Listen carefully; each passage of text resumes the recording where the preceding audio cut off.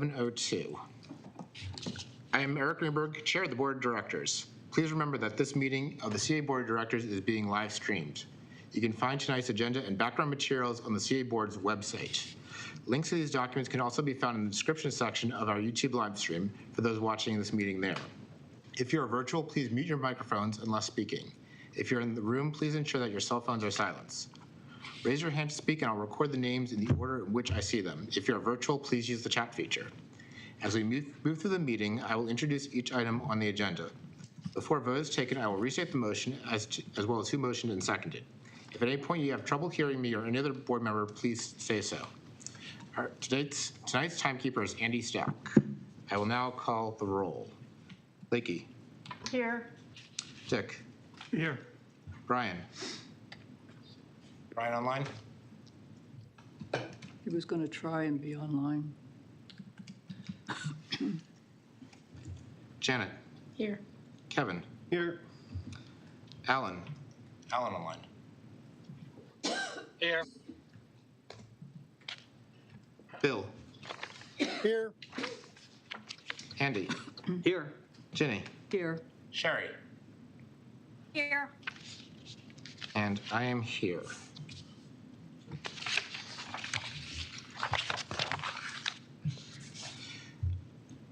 Announcement of closed meetings and special meetings to be held.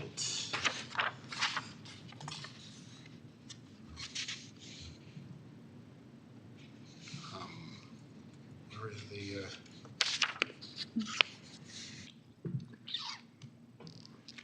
the okay. So we had the chair of the Columbia Association Board of Directors Architectural Resource Committee met on August 8th. We have the Columbia Association Board of Directors Architectural Resource Committee meeting again on September 12th. Then we have the Board of Directors and Committees closed meeting September 19th.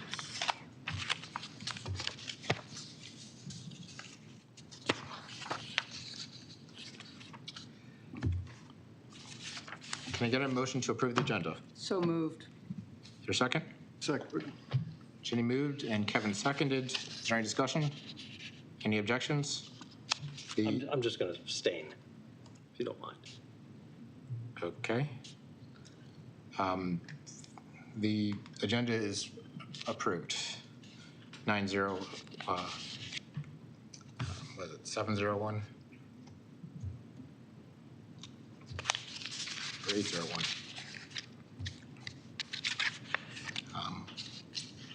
We will now move to resident speak out. I'll call on you one by one in the order which you signed up. Individuals have 3 minutes for comment. Anyone representing an organization is allowed up to 5 minutes. Following remarks, the board will have a chance to ask questions. Please mute your microphones when you're not speaking. Today we have 4 residents signed up for speak out, and the order of the residents will be Jessamine Duvall, Sky Anderson, Roy Appletree, and Sharon Boyes. Jessamine. Hi there. Can you guys hear me okay? Yes, we can. Okay. Good evening. While I am still pursuing the CA Board's recent violations of the Maryland Homeowners Act, that's not why I'm here tonight, I would like to comment on the proposed changes to the President's evaluation process. Based on my experience as a former member of this board, the evaluation process does not need to change, but the board's understanding of it does. Less than a year ago, I was involved in Lakey's first review, during which several members of the board chose to evaluate the President not on the data presented in her self-evaluation or by measurable progress towards specific goals, but rather on their own personal feelings about the President. Additionally, there was confusion and disagreement about whether the board could meet to discuss the evaluation results when there were inconsistent ratings across the group. The current process is great, but it should be clarified before Lakey's next evaluation, and the board should receive training on how to conduct fair and legal performance evaluations. I have a couple questions I'd like to hear answered before a vote is taken on the new proposed process. Why is the evaluation process and scale being changed again only months after it was approved? How will this change in procedure benefit CA and its residents? And has this new procedure been reviewed by CA senior staff and legal counsel? In case some members of this board have forgotten, I want to remind everyone that on June 4th, 2021, Monica, the head of HR, did a presentation for us at the board's request on best practices in President CEO evaluations. The result was the board's adoption of the current process, which evaluates the president on a 5-point scale, both on overall leadership qualities like ethics, strategic development, financial leadership, as well as the specific goals that the board developed for the fiscal year. Based on the information in tonight's meeting packet, the new evaluation being proposed blatantly disregards HR best practices in several ways. It evaluates the president only on her progress toward the board-defined goals and objectives, which do not address key areas of the president's job, like financial stewardship, company culture, and management of direct reports. The standard 5-point evaluation scale is being downgraded to a 3-letter scale. This makes it harder to provide nuanced feedback, and the 3-letter scale makes it harder for her to get a positive review or a bonus. The new process removes the self-evaluation and the 360-degree review process, which allows the president's direct reports to provide feedback that can inform the board. The new procedure is not better than what already exists, it's worse. I advise the board not to change the president's review process without first vetting it through CA's HR department and legal counsel and providing a clear explanation in an open meeting of why this change is needed and how it will benefit CA. Arbitrarily changing the review process to one that deviates from HR best practices is a risky move, and I don't advise it. Thank you. Thank you. Do we have any questions? I see no questions. Thank you for your testimony. Next, we have Sky Anderson. Good evening. My name is Sky Anderson. I'm speaking tonight as a resident of Hickory Ridge on 2 topics. First, although I have not communicated with Just Duvall, I can only agree with her comments during the last meeting about CA committees, whether they be advisory committees, subcommittees, ad hoc committees, or called anything else such as working groups. According to the Maryland HOA Act, such meetings must be open and advertised in advance. I learned that as chair of my village AC, the Covenant Appeals Committee, last year, when I was surprised to see a room full of people at an appeals hearing, when for years we had not had any residents in attendance other than the homeowner appealing the decision of the RAC. In addition, Hickory Ridge also had an ad hoc committee last year and made public its schedule, membership, and minutes. Perhaps with the assistance of your general counsel, you might want to define these various synonyms, also ensuring that there are not the number of board members at any committee meeting to constitute a quorum for a board meeting. And I have been told that I should be more positive. So my second topic tells you about how I spent my summer vacation. I visited my hometown out west last month for a couple of days and noticed how that city, 2 or 3 times the size of Columbia, painted their bike lanes on city streets, not as clearly as we do. I also noticed the patchwork appearance of a city which does not have architectural covenants.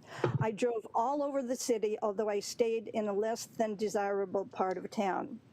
And when I drive through certain parts of Baltimore, I also notice a patchwork. I'm pleased to live in Columbia, where homeowners agree to abide by the architectural covenants. Although it is an ongoing battle at times, most Columbia residents do a good job of applying for external changes and adhering to the covenants. This is just one more thing about Columbia that I am proud of. Thank you. Thank you. Do you have any questions for Sky? Seeing no questions, thank you for your testimony. Next, we have Roy Appletree representing Prepare for Success. Good evening, and let me start by saying this is a wonderful way to attend. I guess one of the side advantages, if there are any, of COVID. But I'm here simply to thank you for your tremendous support for this community tradition. Ours is an all-volunteer mission to enable all Howard County students to return to school with the supplies they need to be prepared for success. We served 3,500 students this year, I'm proud to say. Hopefully you all know about us. You may know us as the Backpack Program, All of you should have seen collection boxes for the last 20 plus years at your village offices, CA facilities. Some of you are donors, for which we're very appreciative. You may not know our shared history.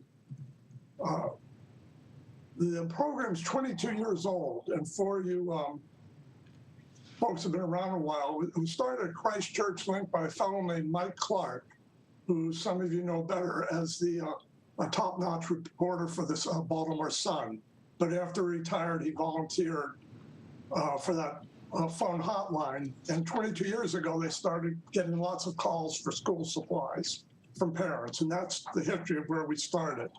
Best as I can tell, CA's been involved from either year one, knowing Mike, or year two. You all basically collected supplies at recreational facilities. And for years, when we had these very colorful decorated boxes, those were done by your before and after school students.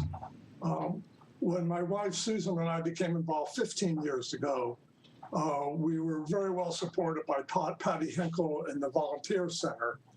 But with the onset of COVID and the demise of the center, our relationship hit a snag until this year. This year, when we reached out, we were enthusiastically greeted by Robin Stimson, their community engagement manager. And I really underline enthusiastic. You all expanded the number of collection sites. You supported us in social media. Your facility managers very warmly welcomed us back. And you all did all the supply collection, and the open space crew proudly delivered it to where they seemed to get a kick out of it, of delivering a truckload of supplies for us to sort. So once again, I just simply want to thank you for supporting this 22-year-old community tradition and the students of Howard County, and hope we can do it again next year. Thank you. Thank you. Ginny? Yeah, hi, Roy. On behalf of all of us, I want to just thank you very much for all the work you and your wife and many other volunteers have been doing. I know Mike Clark was the sort of founder of this whole endeavor, but it's fantastic. Thank you. Thank you. Do you have any other There's questions? hundreds of volunteers. I know. Kevin? Hi, Kevin Fitzgerald here. Can individuals donate throughout the school year? Or is it just that campaign at the beginning of school year to donate supplies? You can donate throughout. You can donate throughout the year. Financially, one can donate online, going to our website. The bulk of the actual supplies we look for during the summer process. Though often a business or a Boy Scout troop will run a drive in September, October, back to school in January, and then we'll arrange to pick those up and then get them into the stream. Great, thank you. Any further questions? Thank you for your testimony. Last we have Sharon Boyce, representing Protect Our Streams. Hello, good evening. Good evening. Thank you for this opportunity. We finally received the flow chart on the proposed Lake Elkhorn project. I was hoping for proof the public would have an opportunity to comment to the environmental regulators on the new plans before they're approved and permitted. This chart shows that there will not be an opportunity for the residents to offer meaningful comments to the regulators. It shows the board of directors won't have an opportunity to either. There was a discussion about oversight on the project by the board, but as we've been saying for a year now, if the project is approved, it will be too late to request major changes to the plans. The chart shows no oversight by the board in the future. The chart says WSSI will be consulting with the Watershed Advisory Committee, but that committee already supported the removal of 65 acres of forest and the permanent alteration of 6 miles of stream through 133 acres of open space. The chart doesn't show when CA received the 50-page fish report dated October 2021, the 11-page letter from MDE dated March 2022, or the 25-page letter from the Army Corps dated April 2022. But we know the board members received them after they requested all the documents related to the project in June of 2022. The chart doesn't show that CA addressed any of the concerns in those letters or if they intend to. This lack of transparency and communication on a multi-million-dollar project that so many people and organizations are concerned about can't go on. Therefore, we are calling for a halt to this proposed project. We're calling for a meeting before October 13th between the Board of Directors and CA to have a briefing on this matter. The board should have a clear understanding of the Army Corps and MDE's concerns before this project or any proposed project moves forward. This should be an open question and answer meeting without time limits for discussion. There needs to be a four-season study by an independent consultant of the entire 133 acres for rare, threatened, and endangered species, including all flora, bats, birds, insects, and aquatic species in the 6 miles of stream that may be habitat for yellow lance mussels, before the regulators approve any project. We're calling for an independent evaluation of the easement to be performed by a third party with no financial interest at stake to make sure Columbia would be getting its fair share of any deals. We're calling for you to start caring for and investing in Long Reach a little bit more and consider how this project would degrade their village. We're calling for you to hire an independent consultant without any financial interest at stake for a second opinion on mitigating the upland stormwater runoff and stream bank erosion. We're calling for the new budget to include a dredging fund to be funded annually. We're calling for the funding of the USGS gauging station on the stream in Wild Lake, and we're calling for bat boxes. We're calling for the new stream protection and preservation division that we discussed before, as well as a county and state liaison to ensure we are not missing out on any funding opportunities and to develop an ongoing partnership for projects in the future, such as a Green Streets program and a boardwalk in Longfellow. We must stop allowing projects with incalculable carbon footprints. In closing, one thing that weighs heavily on my mind is how this project has begun to fracture our community. How it's pitting neighbor against neighbor that we see play out in small neighborhood blog posts, at resident speak out, at community village board meetings, and even comments made by former board of director members. It's hard for me to understand the pushback on wanting to protect what makes our community so special and so different, and what so many other communities wish they had. We are one community, a united Columbia. We cannot continue to let money and short-sighted thinking factor into how we make decisions on how to manage our invaluable and irreplaceable open space and forests. I implore you to protect our streams and ponds and the environment. I thank you for your immediate consideration. Thank you. Do you have any questions? Yeah, just a comment. Jenny? Hi, would you please send us your comments in writing? Yes, Thank you. thank you. Any further questions or comments? Thank you. Thank you for your testimony. That concludes our resident speak out for tonight's meeting and work session. To limit interruptions during board discussion and voting, all members of the general public will not be returned to the audience. This means you'll no longer be able to show your camera or unmute your audio, but you are more than welcome to stay on as an attendee to watch the remainder of the meeting. You can also watch a live stream on the CA live stream YouTube page. Thank you so much for your participation tonight. I'll now take a moment for staff to make this transition.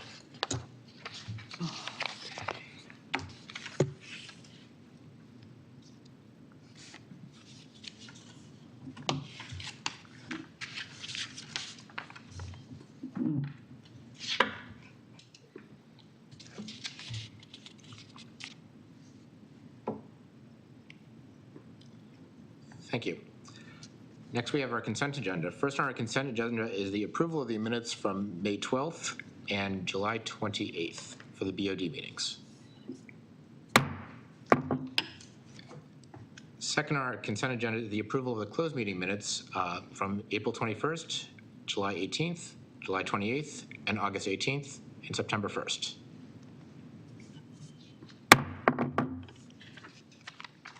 Next, we have board votes. Our first board vote today is the private utility easement request from L3 Communications.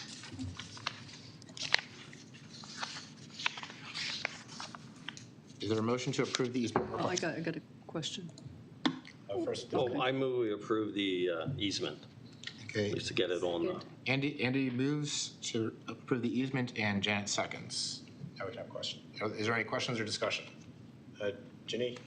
Yeah, I had asked if, I think the chair asked first, but then I had asked if we could please have Dennis's testimony that he gave at our last public meeting on this subject, the conditions that he said they would be putting in the contract, which I thought were excellent, quite frankly. And I just asked to get that in writing because I really think it's important for us to amend the resolution that we're supposed to pass to include those.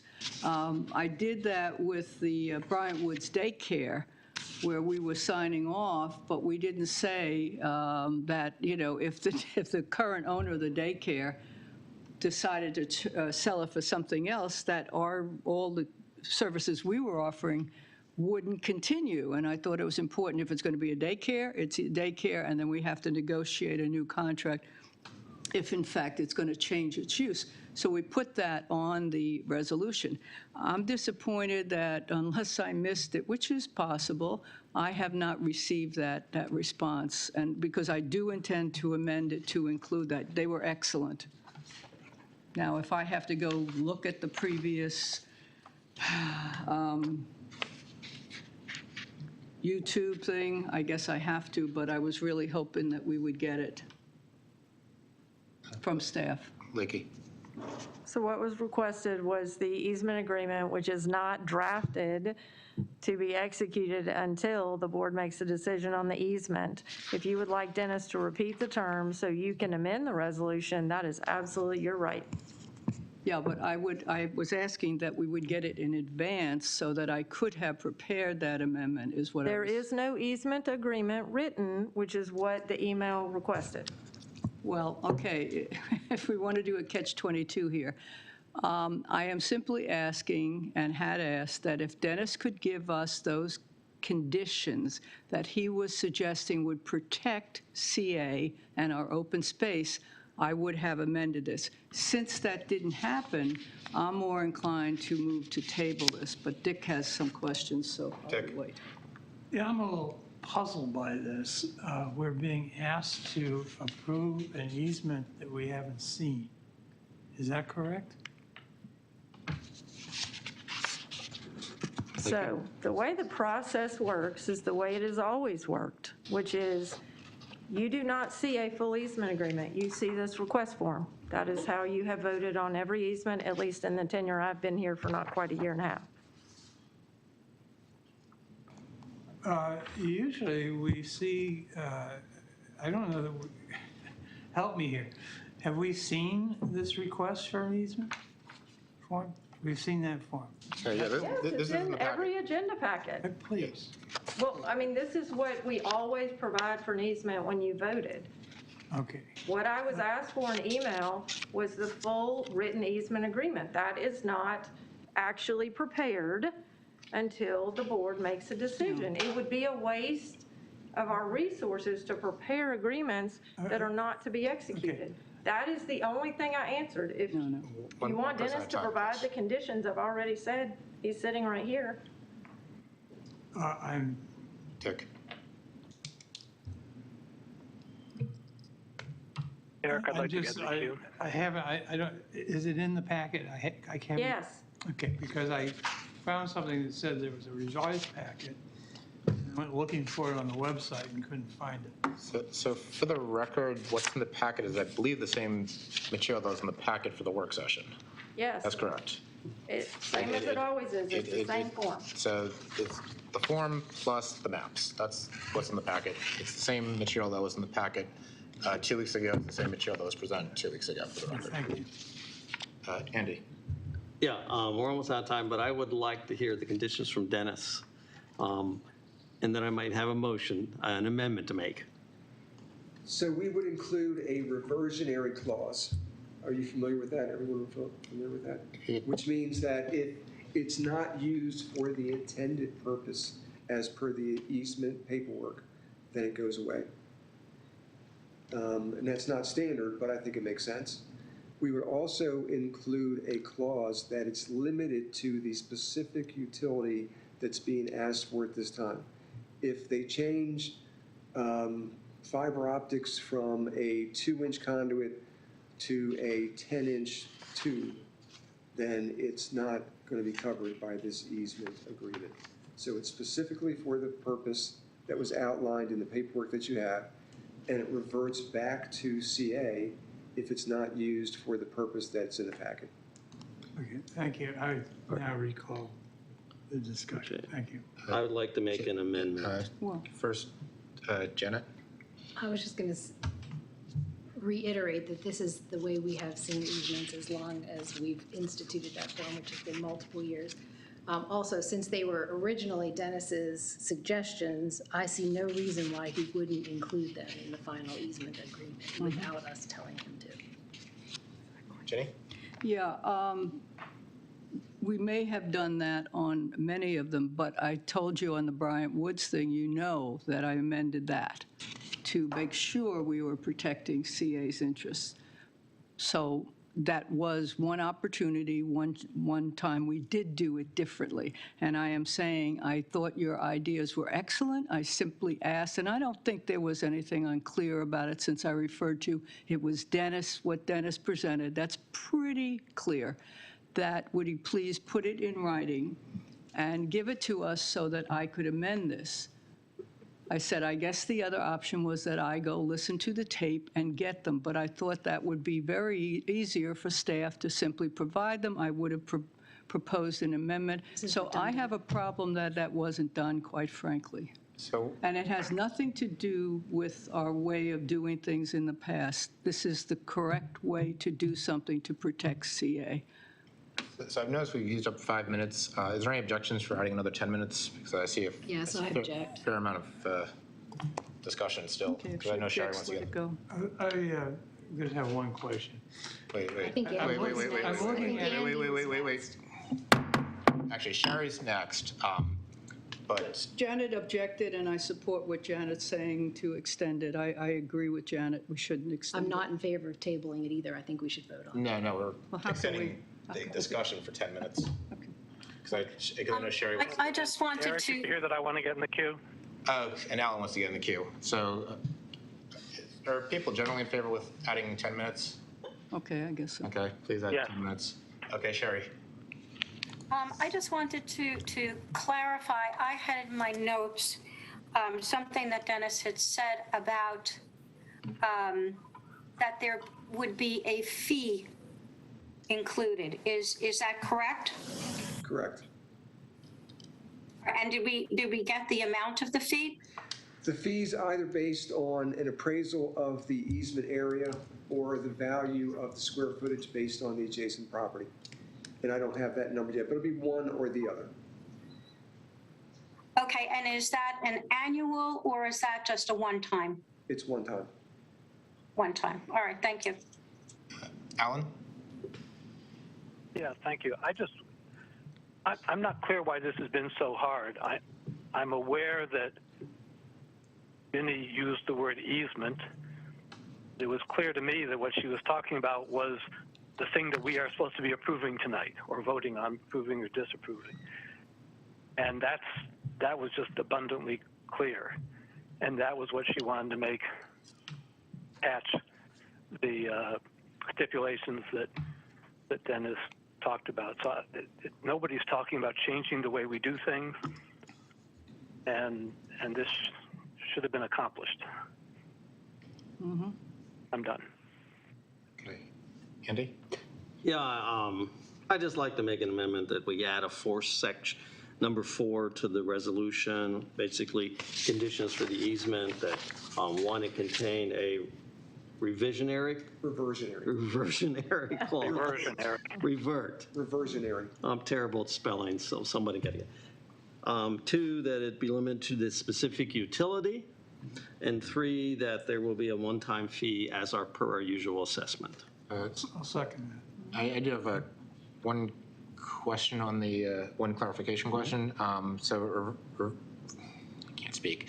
The reversionary clause, is there a time associated with that? No, it just reverts back. So if there is at any time in the future, if they're not using it for the purpose that's outlined in the paperwork that you might approve, then it would revert back to CA. Okay. Okay, so, and it's limited to just the utility and the fee based on the appraisals. Okay, Dick seconds it. Any discussion on the amendment? I do. Bill, I saw Bill first, then I will go to you. Bill? Thank you, Eric. I just wanted to say that I think that Andy's amendment there is well stated, but I would rather that the actual details of this just get run over by general counsel, and then that be put into the, just friendly amendment to Andy's amendment, that it be reviewed by general counsel for correctness. Just because we don't write easements and lawyers are more familiar with writing easements. I assume that's acceptable? Oh, yeah. Yeah, that's acceptable. Alan? Alan, Yeah, thank you. Yeah, thank you. Dennis, you mentioned two methods of calculating the fee. Is there a rubric that says which method gets used? It's up to the petitioner. it's up to L3? Up to the petitioner. Pardon me? It's up to level 3 communications to decide? Yes. Well, I guess Whole Foods. Why would we leave it up to them rather than leaving it up to us? The value of the land based on. We're the ones granting the easement. Or the value of the land based on the adjacent appraisals, one or the other.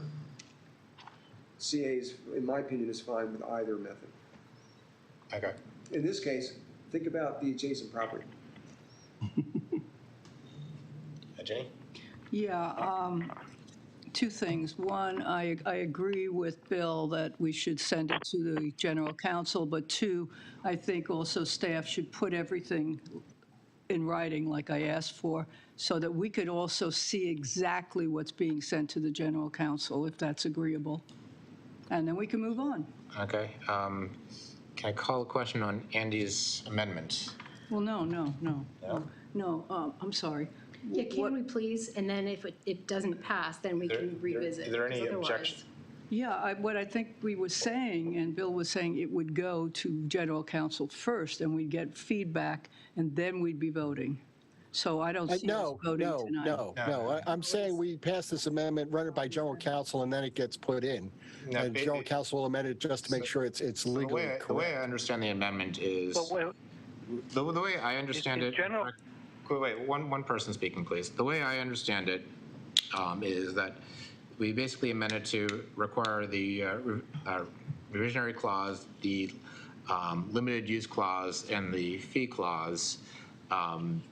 General counsel help word it correctly, but basically we'd basically be approving the amendment would basically be adding those stipulations to the easement. So the resolution authorizing the easement. Yeah, to the resolution authorizing the easement. So basically, the resolution would have a couple additional requirements that the general counsel would draft into the agreement, or help draft into the agreement. Well, Is this pertinent to the amendment? yeah, like to where get in I'm the not queue. clear is the general counsel, where he's going to draft it into this, but we're going to be signing it in advance. It has to be here as number 4. So if we are signing off on this whole thing, which is not in writing, It is in writing as soon as it enters the What? meeting minutes. It's in writing if it's part of the amendment and it enters the meeting The minutes. amendment will be in the minutes. all Dick? right. Like to Maybe, get in the queue. Wes, how much time would this take? Is this something you could answer right now? Listen, first and foremost, I do review all legal documents that come through. So that's part of the process regardless, because I'm the general counsel. So that being said, contracts, it's not just me engaged in this process. There are multiple parties. So that's why I can never give you a time certain as to when it would be done, because I draft a part of it, send it to the other party. It could sit with them for days, weeks. Sometimes it's been several weeks, but then it comes back to me. It's a back and forth. It's a negotiation. No, I understand. Now getting our terms into the easement is not generally a problem. No, that's not my question. I just, from what you hear, the 3 things Yeah. that were added, there's no red flag No, in there. those are fine That's to all I us. need to know. I will call the question, the amendment that Andy offered and was. I wanted to get in the queue. Okay, Alan? I guess it'll be short. I was basically going to say, well, this thing about the running it by the lawyer doesn't make sense. That we're approving a non-legal document, which is this request for an easement. Then, as Wes said, it gets drafted, and that's up to management to decide how to do it and who to run it by, what gets run by the lawyer. But we never run these requests by a lawyer. So I just think we put in what we say we want to have in the easement, and they'll figure out a way to write it with whatever help they need. Yeah, we're not here to draft the actual legal lease at this meeting. I just wanted for any new board members' sake, to explain that when we do an easement, we approve it in theory, and then it goes back to create the legal document. So anything that we discuss here would, of course, be run by general counsel as part of the process. But, so it's, I understand why you brought that up, Bill, but it would be included as part of the process either way. I'd like to call the question. Yes. So I'll call the question on the amendment that Andy offered and Bill seconded. I second. Or Dick seconded, sorry, to add the reversion clause, the limited use clause, and the fee. One-time fee. The one-time fee as requirements in the easement agreement. Dick? Yes. Brian? Brian's not here. Janet? Yes. Kevin? Yes. Alan? Yes. Bill? Yes. Andy? Yes. Ginny? Yes. Sherry? Yes. I am yes. The amendment passes 9-0. Okay, any further discussion on the actual agreement? Okay, I will call the question on the actual easement agreement. Dick? Yes. Janet? Yes. Kevin? Yes. Alan? Yes. Bill? Yes. Andy? Yes. Ginny? Yes. Sherry? Yes. I'm yes. That passes 9-0.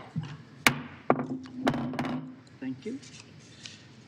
Next, we have the Board 2024 Budget Strategic Priorities for 30 minutes.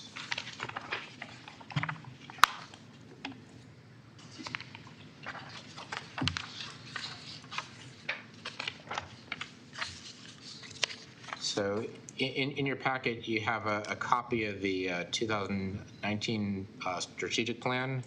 In addition, a letter from the CEO. So are there any questions or comments on the strategic plan?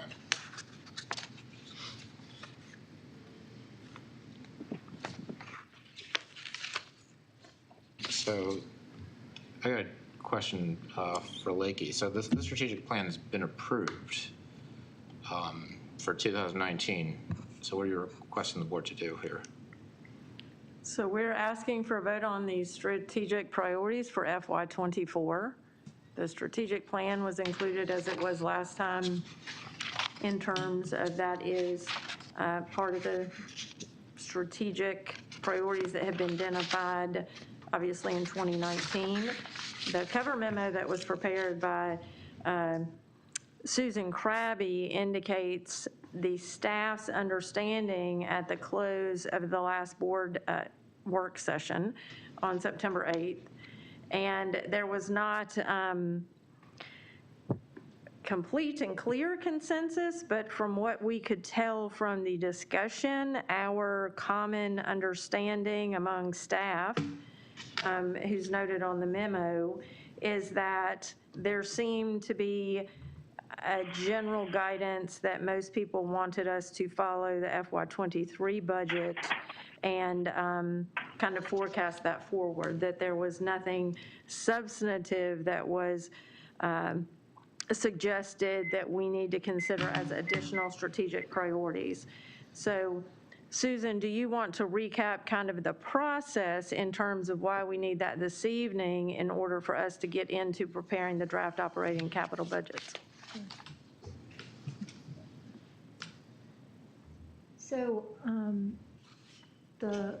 and as Lakey said, we had just attempted to document what seemed to be the consensus from the work session. So, and between that meeting and today, we had not received any other input or commentary. So that's what we're thinking.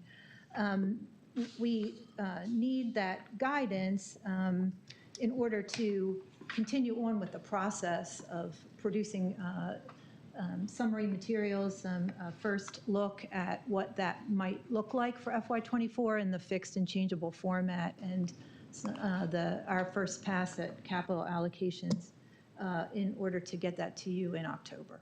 Thanks. Andy? Yeah, I would like to move that at least one of the options that staff presents to us is a budget that would maintain the facility programs and services offered in fiscal year '23. Is there a second to the motion? I'll second that. Okay, we've got a motion by Andy, a second by Dick for staff to present a continuation for FY24, a continuation of the FY23 fiscal policies. And I assume that would include the same rate and cap assumptions. Well, I mean, The motion was that that be at least one of the options. Right, I mean, what I said was, extend existing services. They're going to have to come back and tell us what that would cost.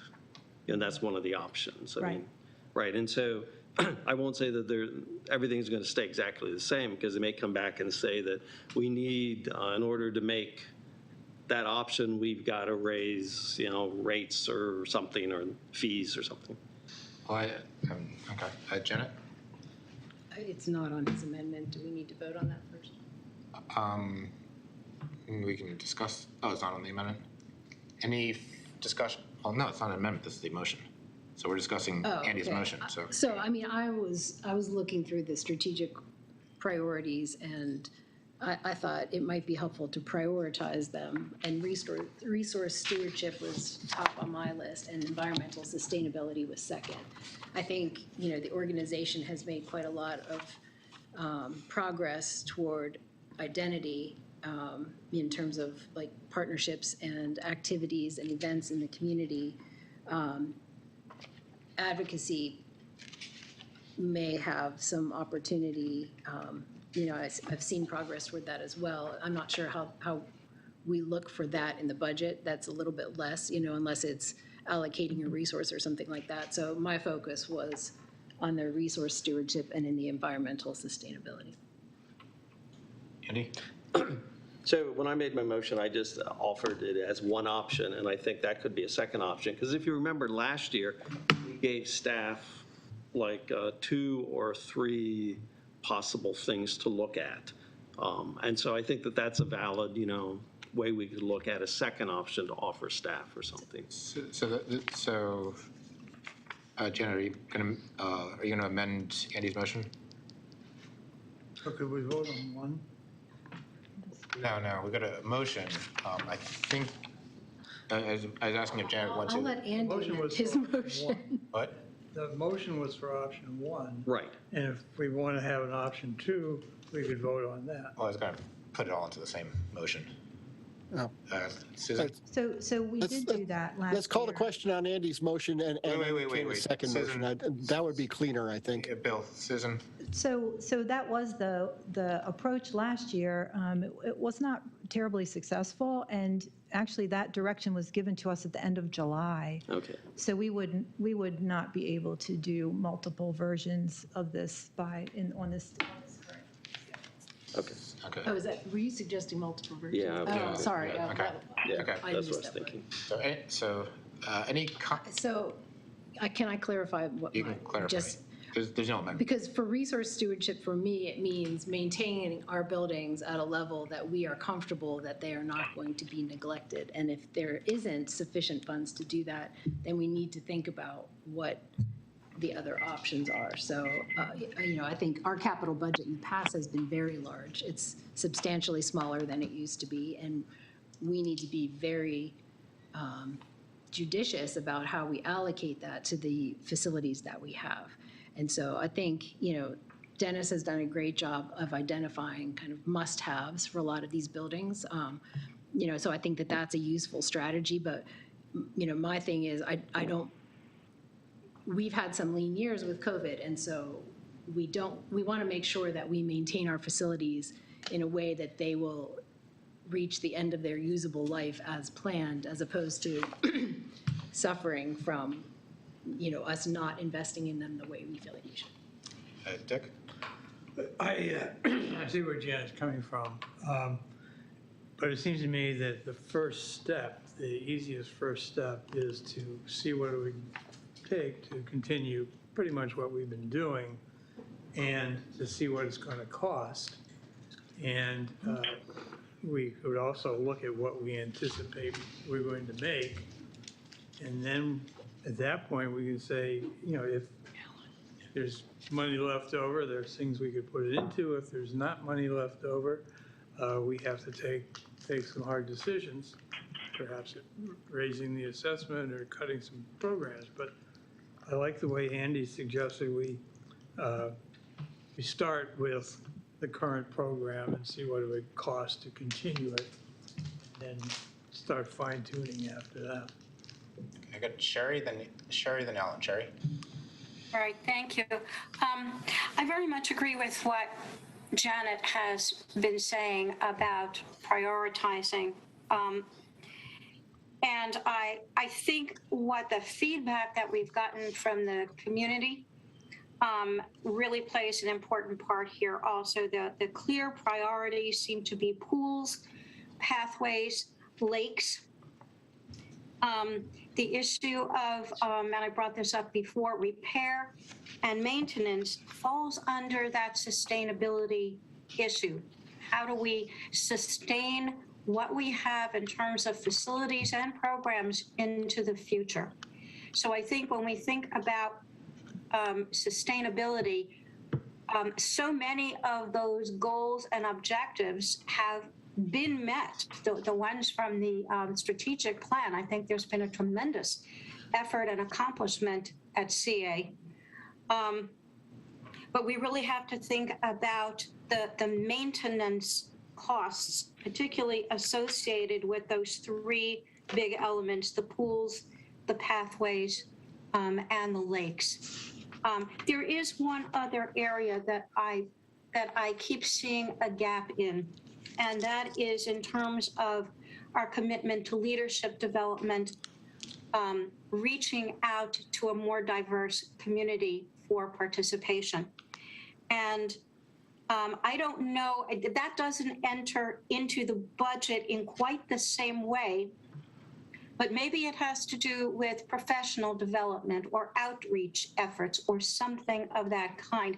I'd just like to suggest that people in our thinking, we include in our metrics some kind of evaluative process in this budget, so that we really are focusing on our membership opportunities being created for everyone who lives and works in Columbia.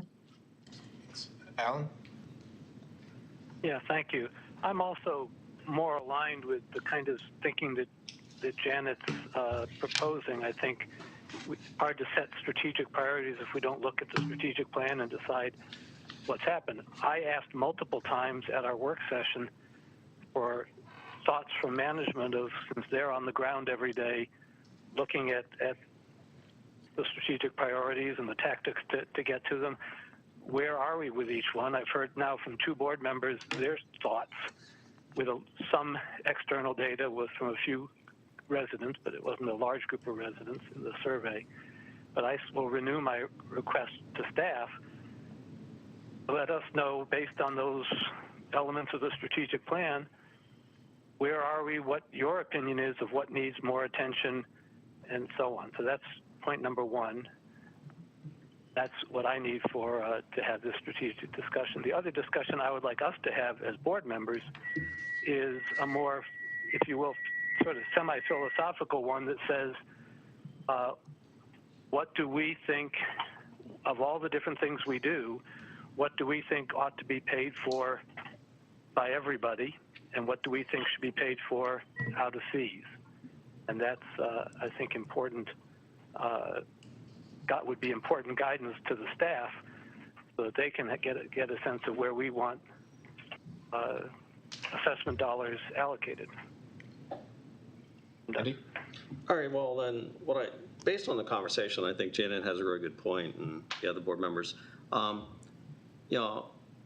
I would do is amend my motion so that in addition to building the budget as a continuation of the existing, that we also be given a cost for an accelerated capital budget focused on repairs and maintenance.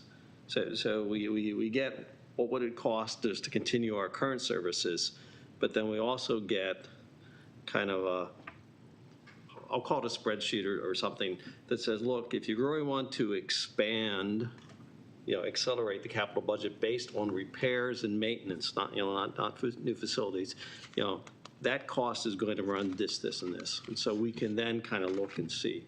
So I got a question on your motion, because in my mind, having things in repair is part of maintaining the critical services of Columbia. So I'm a little confused. Well, this is the types of repairs and maintenance that go in the capital budget, because they will build the necessary repairs that go in the operating budget, but the capital budget has category 1, category 2, and category 3. And category 3 is the big small item things. I don't know how else to put it. And so that's why I'm focusing on the capital budget. The operating budget, you have to build enough to just keep things running, and that's what that is. But this is the accelerated. What do we need to accelerate? I mean, to give you an example, several years ago, we said it's going to cost us this much to replace our bridges, okay? And then we said, that's not good enough. In category 3, that's not. And so we supplemented it with category 2 money because we wanted an accelerated program to get those bridges up to the code. And I think we did something similar, pathways or tot lots or something. So what you have is you have money that's in category 3 for your normal repairs and maintenance, but we have at times supplemented that in the category 2 because we wanted it done faster. Okay, so the way I understand the motion, please correct me, is we got a motion by Andy, seconded by Dick, that staff shall prepare a budget keeping all services going forward from FY23, and also on top of that, consider an accelerated capital. Presents the board. Present the board with a capital. With a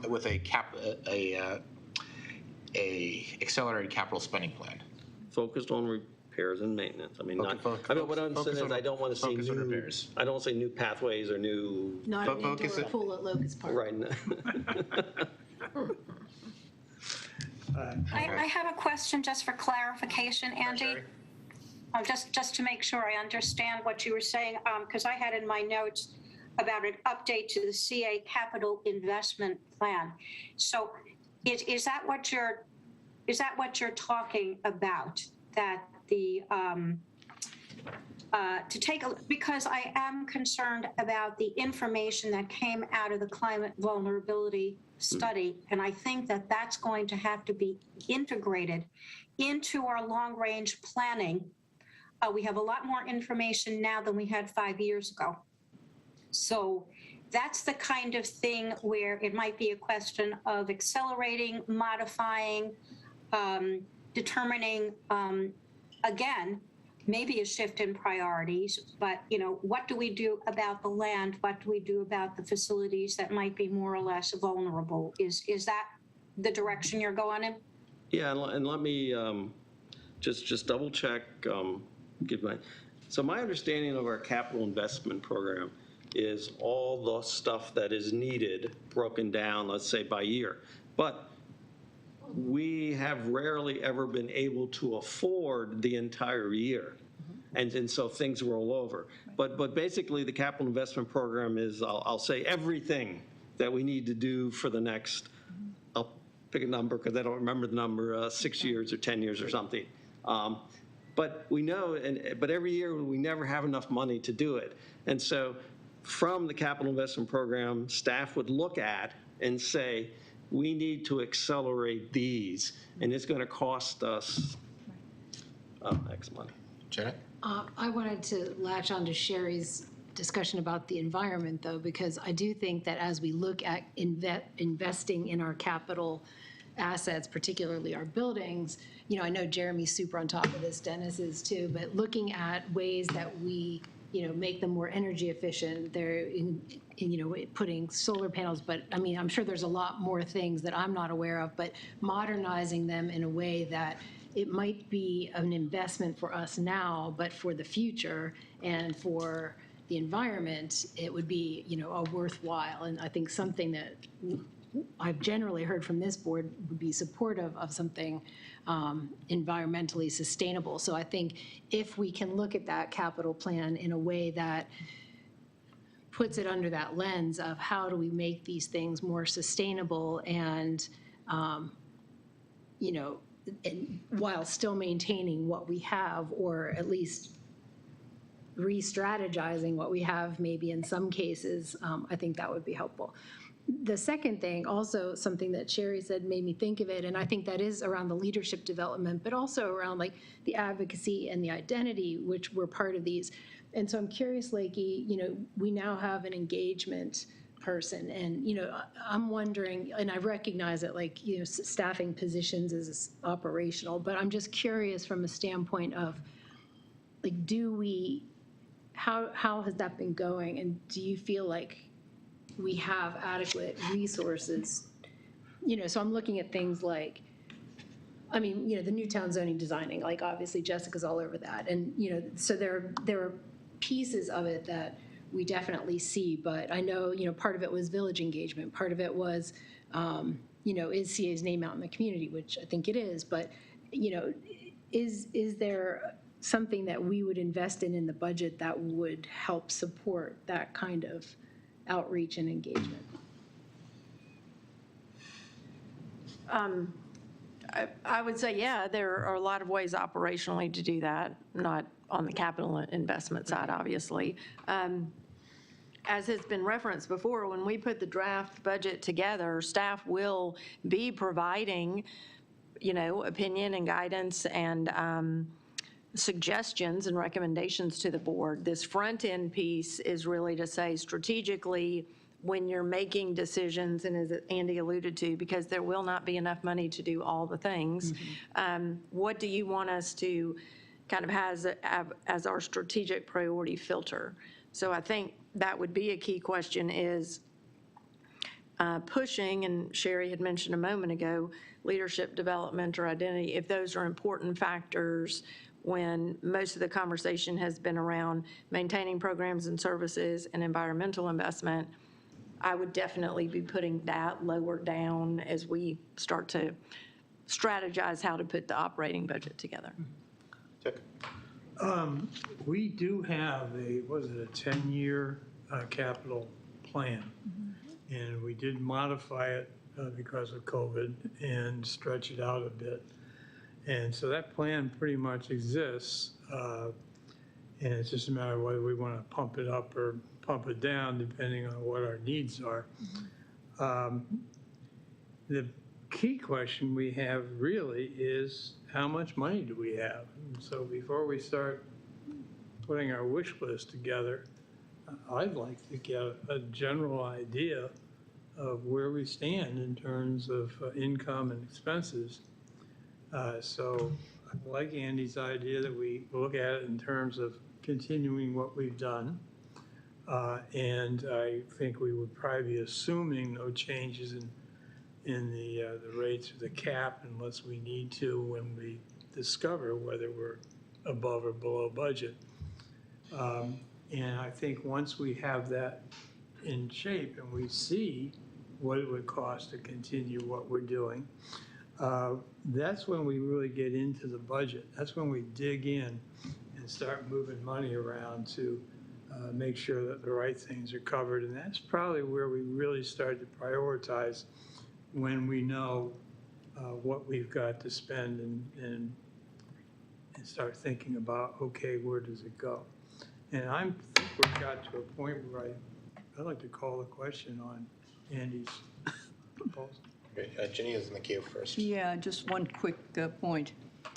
I assume the staff isn't taking what's being said as absolute and rigid, that you'll use your judgment in terms of if there's a facility or part of a facility or a program service that is no longer competitive and we shouldn't be doing it, or we should be doing something else, that you will discuss that in the budget. You just won't say, well, they said they want all the facilities to remain the same, all the programs to remain the same, because I certainly don't have that intention. If you find that, based on all the competition that's coming into the county, something may not make sense anymore. So, okay. So, Just my 2 cents. so I will call the question. So we got a motion by Andy, a second by Dick, for staff to provide Before you call the question, I can't see what's going on. Did Ginny get an affirmative response to her No. question? There's Her point? There's no response. I thought it was rhetorical. I thought it was rhetorical. Well, to me, it was, I will support this because I assume this is going to happen. And I need to know if it's not going to happen. I'll make it not rhetorical if Ginny meant it to be rhetorical. I was just wondering if Andy would consider including the environmental lens piece in there. Actually, I think Lakey might want to answer Alan's question first before we get, because that's slightly different. I concur. I thought it was rhetorical. Yes, staff will be including recommendations when we put forward the draft operating budget and capital budget. That is what we're working on.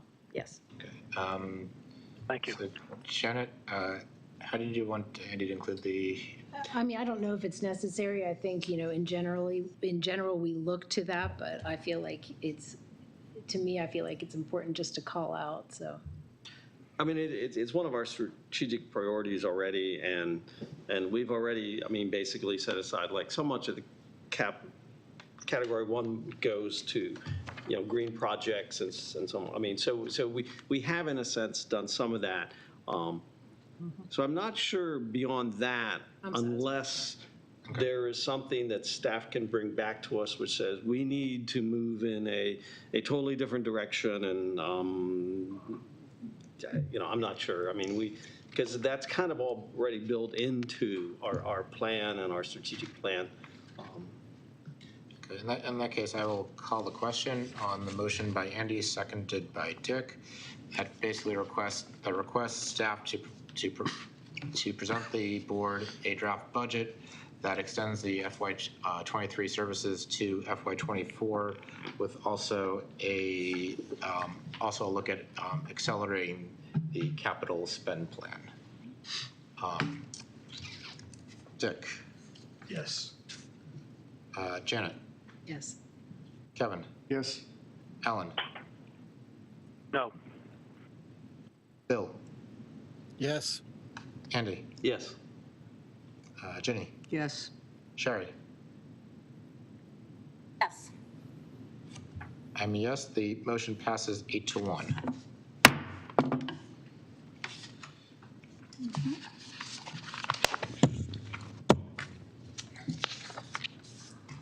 Next on the agenda, we have the President CEO evaluation process. That's item 6C.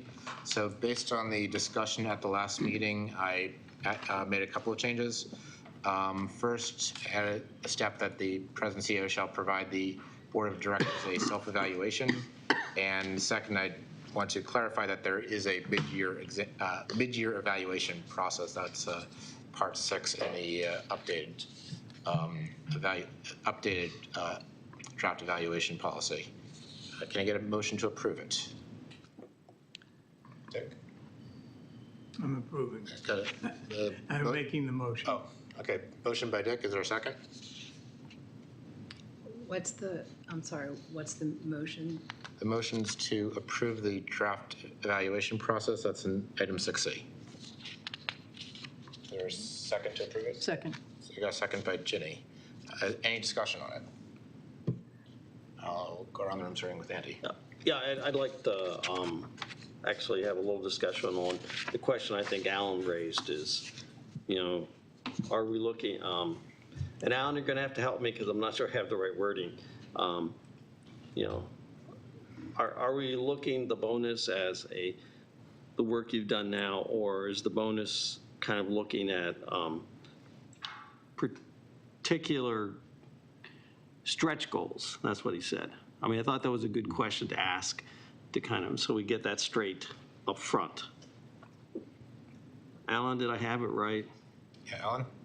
You basically have it right. I mean, the question is are we giving a bonus for satisfactory or extraordinary performance of one's duties, or are we giving the bonus for accomplishment of stretch goals? And as I look at the goals as laid out, I'm not sure they qualify.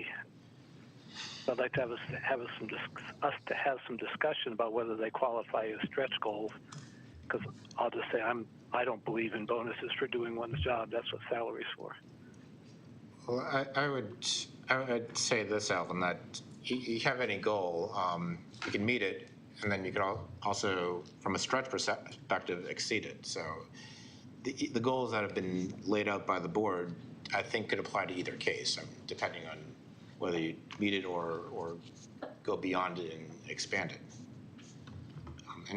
Well, but then that raises the question of whether a bonus should be applied if it's just met, not stretch goals. Jonathan, Bill. I mean, it seems to me that the bonus discussion is based a lot on one's personal experience because, frankly, for me, in my years in business, it has always been a matter of if you meet your goals, you get your bonus. And if you exceed your goals, you get more than your bonus. That has always been the case. And so I cannot vote for anything that requires exceeding goals, particularly when I think it's difficult in the best of times for people to exceeds expectations. So I'll point out, I believe the last process did not actually have a mechanism to award greater than 100%.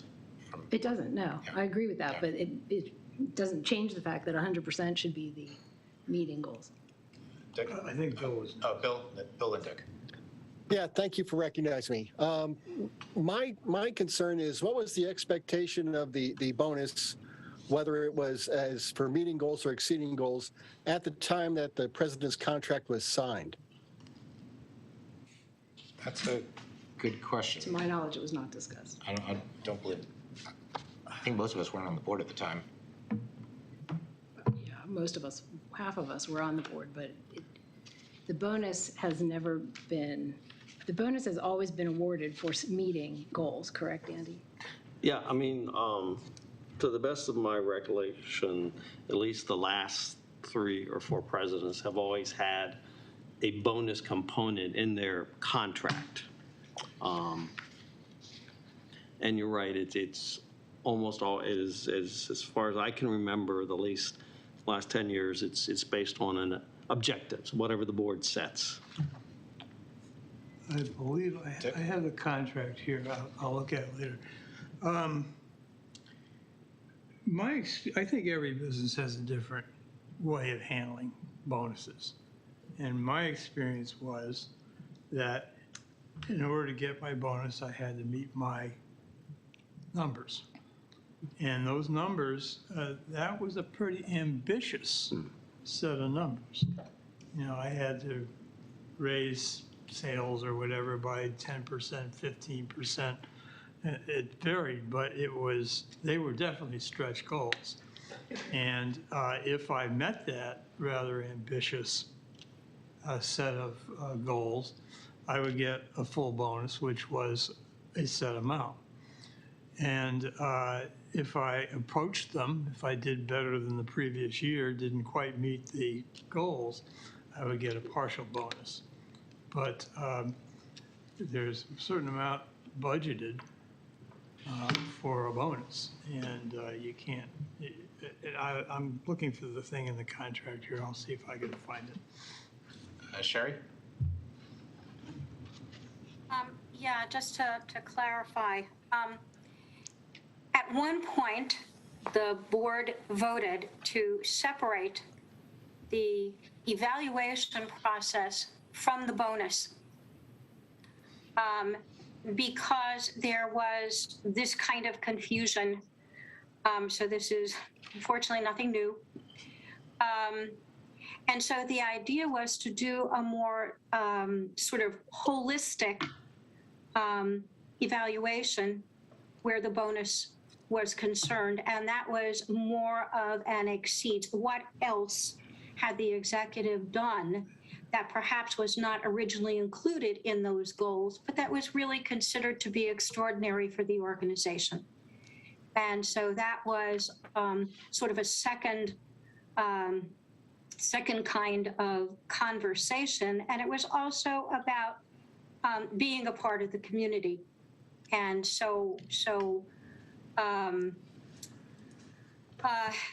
it depends kind of on what the metrics are. At one time, CA had a much tighter structure and many more objectives that were geared towards management by objectives, meeting 10% or exceeding or contacting X number of people or something of that kind. They were much, much more detailed during that process. So I just bring that up to give you a little bit of history of how it had operated in the past. Are you proposing we go back to that system where we separate the bonus from the evaluation? I think it's something to think about. I'm not saying to necessarily do it because that had issues of its own. So I'm not saying that was necessarily a more successful way of doing things, but it seemed to satisfy some of the concerns at the time on the part of board members who were struggling about this very issue. Bill? Yeah, I just wanted to follow on with Dick's discussion of exceeding his sales goals and the bonus structure that he worked with when he was employed otherwise, and not in his current employment. But I look at our annual report, and it seems like the corporation, and to some extent that can be attributed to the president, exceeded all metrics based on the annual report. So that seems to be exceeding expectations, doesn't it? Dick? Let me read from the actual contract. Okay, Dick, So, I just want to remind you we're an open meeting. Yes. Well, then, should I put this away? Yeah, that's probably Okay. something you probably should be reading. Well, okay, I will not read this. I just will say there were limits put in it, and the board should probably look at that before we start commenting. Okay, you're absolutely right. I should not get into that. Licky? I also wanted to bring up comments I made last time that changes were not made, and I just want to go on the record again that I do not think it should be done anonymously. No performance review that I have done in my career, let alone at a senior executive level, has been anonymous. I think that there is value to having members of the senior leadership team provide evaluations to the board, as these are the people that work with me on a daily basis and have a much deeper understanding of what I lead on the operational side. And lastly, that going from a number rating scale, which in my career has always been how any business I've been a part of or government I've been a part of has used, as opposed to this three-letter system, the ability to have a scale that's numbers and have gradations within those numbers, I think is an important feedback tool, as well as lastly, requiring actionable and constructive feedback as commentary. Kevin? I appreciate this effort to rethink this evaluation process, and I think there's some things that might be useful, but I also appreciate what Lakey's saying in terms of those expectations and looking at other groups and how things are run. I really kind of think one of the things we should do is have an independent, third party either look at this or our process for evaluation and see if it meets industry standard related to similar organizations like our own. I think that's the best way, and I don't think we should, I feel like this is happening quickly, a little too quickly at the moment, to give me comfort with what's proposed here. So Kevin, can I recommend a little bit of compromise there, where instead of having an independent third party, at least we get a feedback from HR, from CA's HR? I think that's a start. That could happen a little faster, that's why I ask. I mean, I think that's a start. I just, in terms of being, as objective as possible, and also making sure we're meeting standards, across the industry. I think that's just my suggestion. I don't know. Possibly, yes. Just having HR here look at it, but. So are you making a motion or amendment?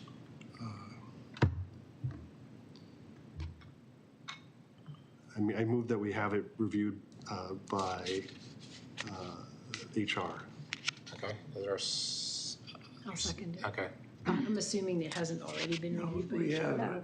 have a motion. Yeah, there's a motion. It's amending the motion to have this, so there's an amendment to the motion to have this reviewed by HR before implementing it. Janet? I'll accept that. Janet? I just, did you say yes, this has not been reviewed by HR? Yeah, so this has gone in the packet, so HR's seen it. But you did not send it to Monica to ask for her input? It's in the packet. So, and actually I talked to her. So the answer is no. I actually talked to her today. And it's one of the things that she thought would be a good idea to discuss, so. Andy. I'm going to suggest we table this until we hear back from HR. I mean, just to kind of cover what Kevin said and Janet, I think getting someone else to look at it is just very valuable. And I would really like to do best practices. Dick? I also think we should table it, and I would suggest that every board member look at the contract, and if they don't have a copy of it, I can forward it to them. Thank you. I think every board member should have a copy of the contract, but if you don't, please let me know or Wes know, we can get it to you. Yeah, I thought Wes sent it to us. So we got a motion to table it. Any further discussion? I'd like to get in the queue. Okay, I think you're the one in the queue, so go for it. Well, first of all, a question. It has always been my understanding, and I may be wrong about this, but I've always thought that our president's contract was public domain, but I'd like somebody who knows to let me know one way or the other on that. I believe the contract, and please correct me if I'm wrong, is CA confidential, is that correct? Yes, and it is not posted publicly. Yeah, I just want to make sure, but. Okay. Okay, the second thing, and I know this motion has to do, and we're going to table it, but has to do with sending it to HR, but when the discussion was sending it to an outside party, I believe, Bill, you talked about the industry, and I was curious about what industry. Bill? I don't think I mentioned an industry. I think Kevin did, but. Yeah. I think that was me. I can't see who. I meant to say nonprofits, large HOAs, other nonprofits of the same size. But. Okay, thank you. Bill? Yeah, I just wanted to make sure I was on record in the minutes here that I support, what Lakey and Kevin said, and I just wanted to put in a moment or a note about the part of the evaluation that says that a majority of the board can opt out of evaluating any goal or objective that is set at the beginning of the year. The board sets those goals. The board should stand up and own those. It should not be allowed for them to, at the end of the year, decide not to evaluate. So I just want to clarify. So the policy does not allow doesn't say the board members can do that.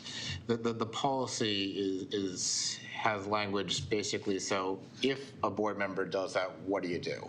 So it's meant to be more exception handling than the rule. That's and maybe there needs to be a little bit more wordsmithed, but the idea is at the same. So yeah, we have the course. The general accepted course of action. The course of action you want board members to take is, yeah, you want board members to vote on every goal, and that's the goal, no pun intended. But you still have to do exception handling in the CS world. So what happens if a board member just refuses or doesn't show up or fills out all blanks? I mean, there has to be some kind of language to handle the exception cases. That's where I was going with that. Jenny? Yeah, this is for Kevin. I'm wondering if what you mean is maybe the HR, if they have this ability at the nonprofit, Maryland Nonprofit Association, if they have HR people that could advise us. That was my initial So it thought. keeps it more objective. That was my initial thought, yes. Okay, that's what I thought you were saying, yeah. So I would go with that being understood, that it would be contacting the Maryland Nonprofit Association. Actually, I think that's a great idea, considering our And Kevin would be a good person to handle that. Sherry?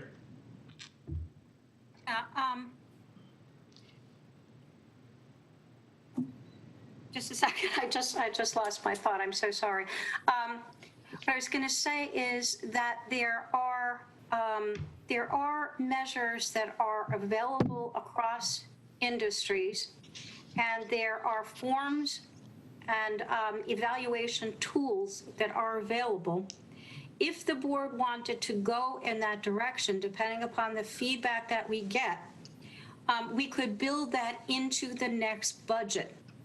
And I think that that's an important thing to think about, rather than always feeling for costing purposes that we have to cobble together something.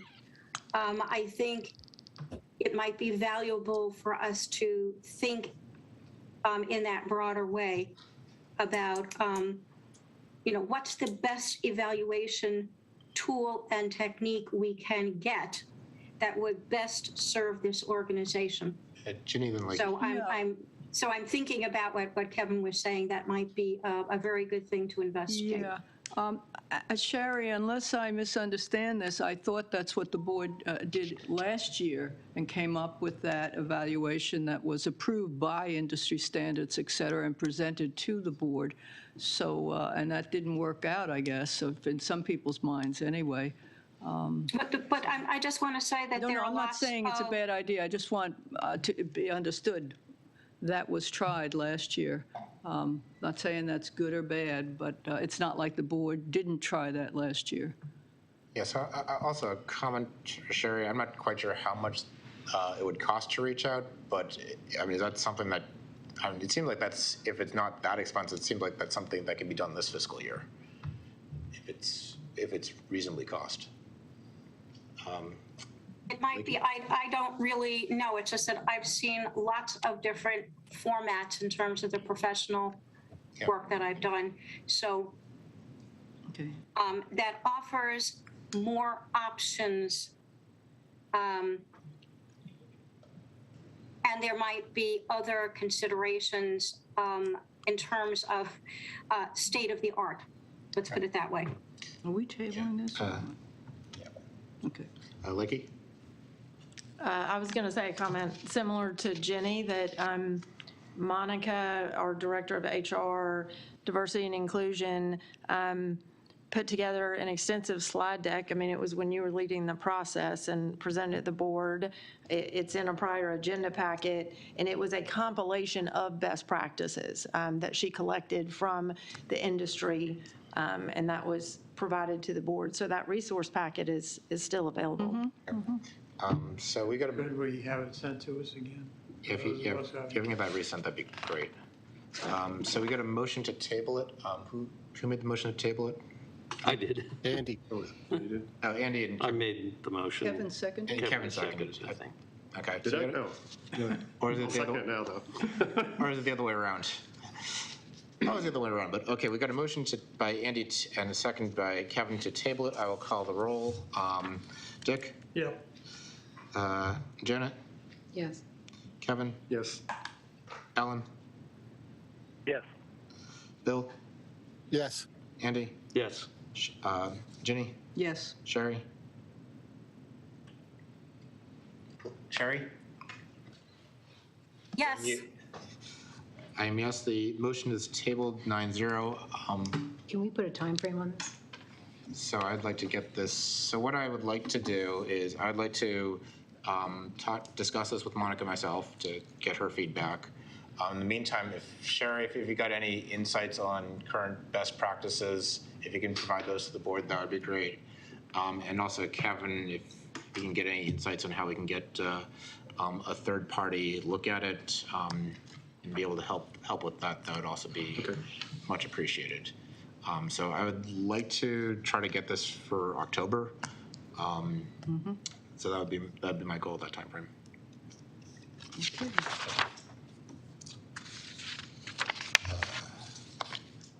Next on the agenda is the Sixpence Tot Lot. Do we have any motions regarding the Sixpence? I have a question. I'm actually not sure what we're voting on tonight. It wasn't, I mean, we're not voting on the exact playground because it has to go through the procurement process, right? I'll make a motion. I think we got a motion from Ginny. Yeah, Brian actually wanted to do this tonight, but I guess he's having trouble since he's traveling, getting online, because he was going to be online tonight. So the motion would be move to instruct staff to begin the purchasing process for more natural play equipment like the Bears Playground for the Sixpence Tot Lot. The staff should report progress at the next board meeting.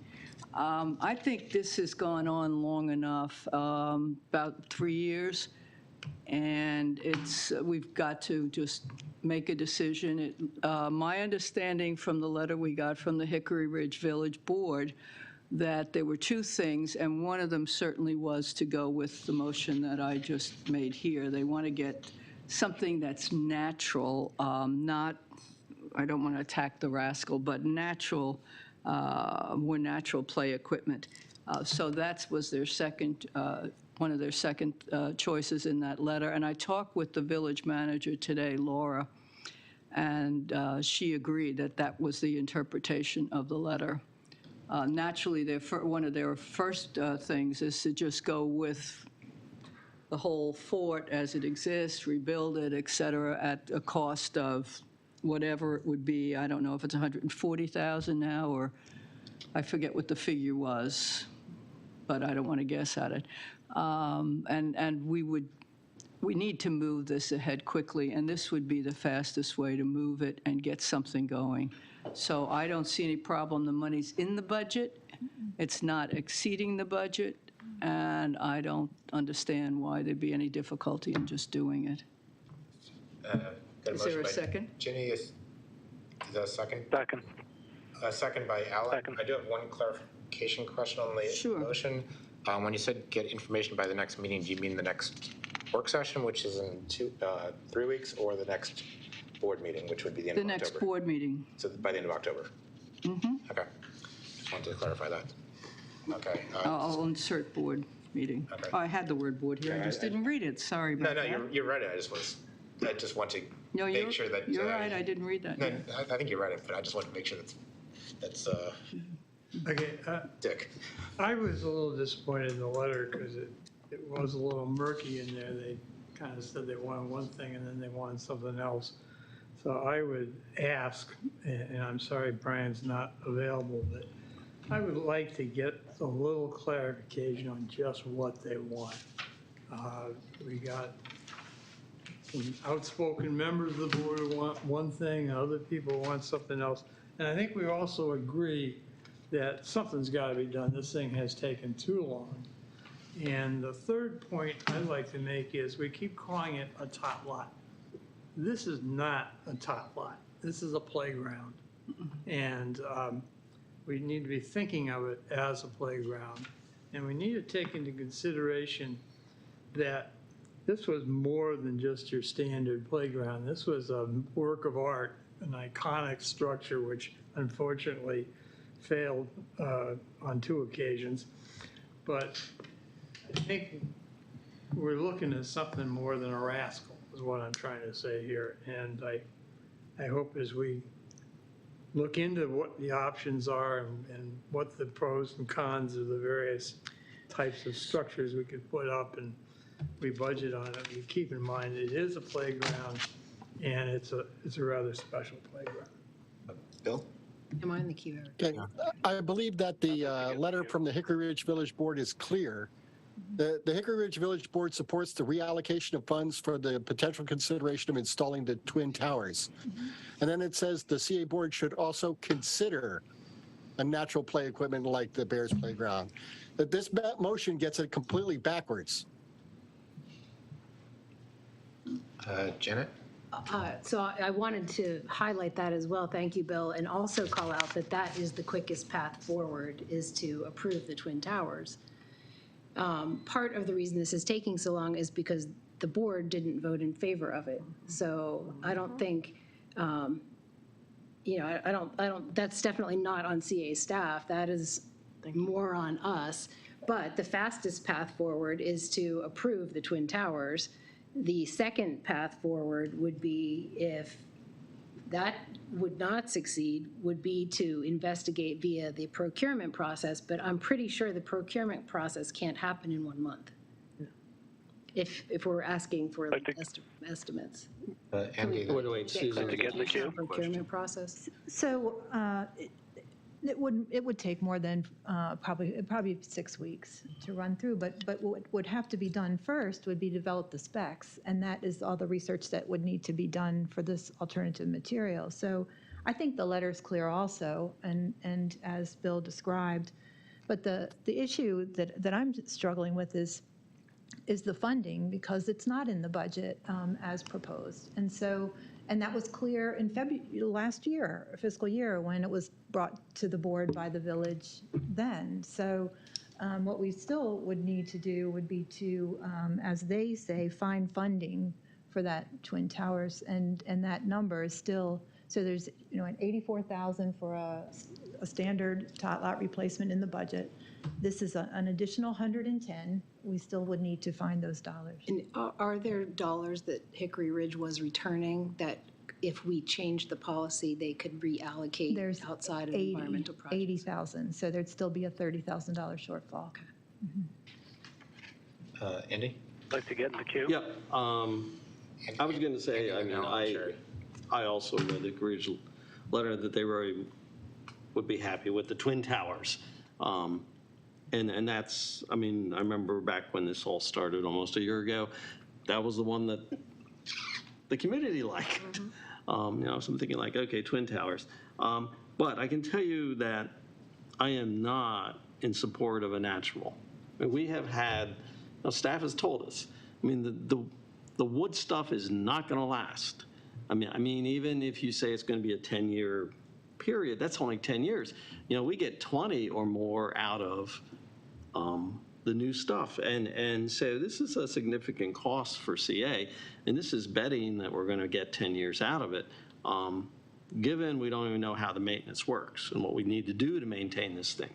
And so I have a real problem with just, you know, the thought we're going to do natural, because we kind of already have said, look, we need, because of, I'll say, even environmental concerns, we got to get away from that and get more into a more permanent structure. And so, I mean, I don't know whether to vote against this motion and propose we do the Twin Towers, or put an amendment forth that you know, we actually just reallocate the $120,000 that's in the current capital plan that's for the park to be used in conjunction with the money approved last year to construct the Twin Tower. Sherry? Yeah, I really understand what Andy is saying here, because the issue of the wood is that it's unlikely to last 10 years, at least from our last experience. The other thing that I heard when this was being presented, the Bears, and I looked through all the design and all the specifications, there was a suggestion that this would be built by this outside organization that does it, rather than have CA construct it. And so my other concern is does CA bear the liability for what happens if this thing doesn't last for 10 years? So one possibility, I was looking for some kind of compromise here. Would the village be willing to handle any cost of repairs or anything of that kind if that needs to be done in less than 10 years? That would allow CA to not have to take responsibility. It would satisfy the village's desire for this other kind of material to be used. And then if the construction is handled by this company, then the village would deal directly with the company. My only concern about that is, from what Dennis said, we don't know the condition of the foundation underneath the Twin Towers. And when I went out, I've looked at the site twice now. We don't know what's underneath there and if this other bears type of wood structure would be able to go right on top of it. If it could, that probably eliminates a lot of cost. But I think we should be discussing with the village what happens if it doesn't last, more than 10 years. Because we're setting, as Andy said, we're setting this up now to say we really don't want to replace these tot lots as frequently as we've had to. And because of the environmental situation of that particular site, I don't know if that's going to be the case. Alan? Yeah, thank you. I guess I think I keep hearing people it's like looking at different parts of the elephant rather than looking at the whole. It seems to me like we got part of this at least is a mathematical question. So let's suppose this did last for 10 years. If it's got a warranty, then to me, that's what warranties are for. The company covers if it doesn't come through. So take the assumption of the cost of the Rascal, its replacement, the cost of this, its replacement, the cost of the Twin Towers, its replacement, and some of these other factors like building costs and foundation, all that, just all need to be figured in, and we need to hear the costs. In terms of the speed and the numbers, I agree. The problem was this board decided not to fund the extra cost between the Rascal and the Twin Towers. But my understanding is that the Bear and perhaps competitors come in closer to the Rascal cost. So that's a cost savings. And so we say it would be faster just to go to the Twin Towers in a sense, but it's faster, but we'd have to apply a bunch more money. If we go through the 6-week procurement process, we might be able to get what I really think, whether it's a Bear or some other. I'm not beholden to Bear by any means. But I do agree that that kind of structure is more to be desired and fits with the environment of Columbia than the metal structure. And I repeat what my 8-year-old grandson said when he first saw a Rascal, which was, I don't like it. Yeah, my son might agree. Dick? Yeah, I'm not, I'm kind of a playground expert because I had 2 kids who were playgrounds, but I don't know a thing about playground construction. And I've been hoping that maybe our experts could take a look at this thing and maybe with a stretch of imagination, considering what an unusual playground this is, and it is not a tot lot, can give us some insights. I understand we can repaint the metal stuff. I understand the problems with wood. I'm not promoting the Bears, but they say it's cedar. I had experience 25 years ago putting cedar siding on a house, and it's still in fine shape. I don't know if that has any relevance to this particular structure or not, but I'd like to get some expertise, open-minded expertise, about what we can do for this village that would satisfy them. And I do think this is kind of murky. There are 2 questions in this letter. One is where the money comes from and whether it gets reallocated from some other source. and what kind of equipment we build. And since this is not a tot lot, maybe we need a playground policy. Maybe this deserves additional funding. I don't know. I'd like some expertise. So right now we're out of time. Is there any objections to extending this by 15 minutes? Seems like we've got a couple people that want to get in the queue. Okay, we'll extend this for 15 minutes. I do have one observation. So we've been discussing this tot lot for as long as I've been on the board. So it's probably about a year or so now. We've been discussing one tot lot. CA's got 170 tot lots all over Columbia. And what I'd like to do is try to get this body to think a little bit more strategically and think about how we want the tot lot system to look, or the whole system of tot lots or activity spaces or playgrounds or whatever we want to call it. But what do we want these 170 spaces to look like going forward? Because right now, there's a lot of these tot lots that are in dire need of repair that are scheduled to be replaced pretty soon. And the current default seems to be having 170 rascals eventually. But is that what our residents really want? And so the question I have is, can we take our thinking for this tot lot and get it to a more strategic level where we're thinking about the entire system? Bill's first, then Ginny, then Dick. Bill. Yeah, Eric, I thoroughly support your comments just prior to my chance to speak here, but I think it's beyond the scope of our discussion tonight. I just want to once again restate that there's a motion on the floor that misrepresents what the intent of the Hickory Ridge Village Board was. They say twice in their letter that they want the CA Board to find funding for potential consideration of the Twin Towers, and we keep talking about other ways to make the Bears playground work. If we're looking at putting in a playground that the Hickory Ridge Village Board wants, they've said it twice in their letter. Like to get in the queue, please. Okay, Dick, then Alan. Dick? Again, in their letter, they say they would also like us to consider the Bears playground. I don't know what they want.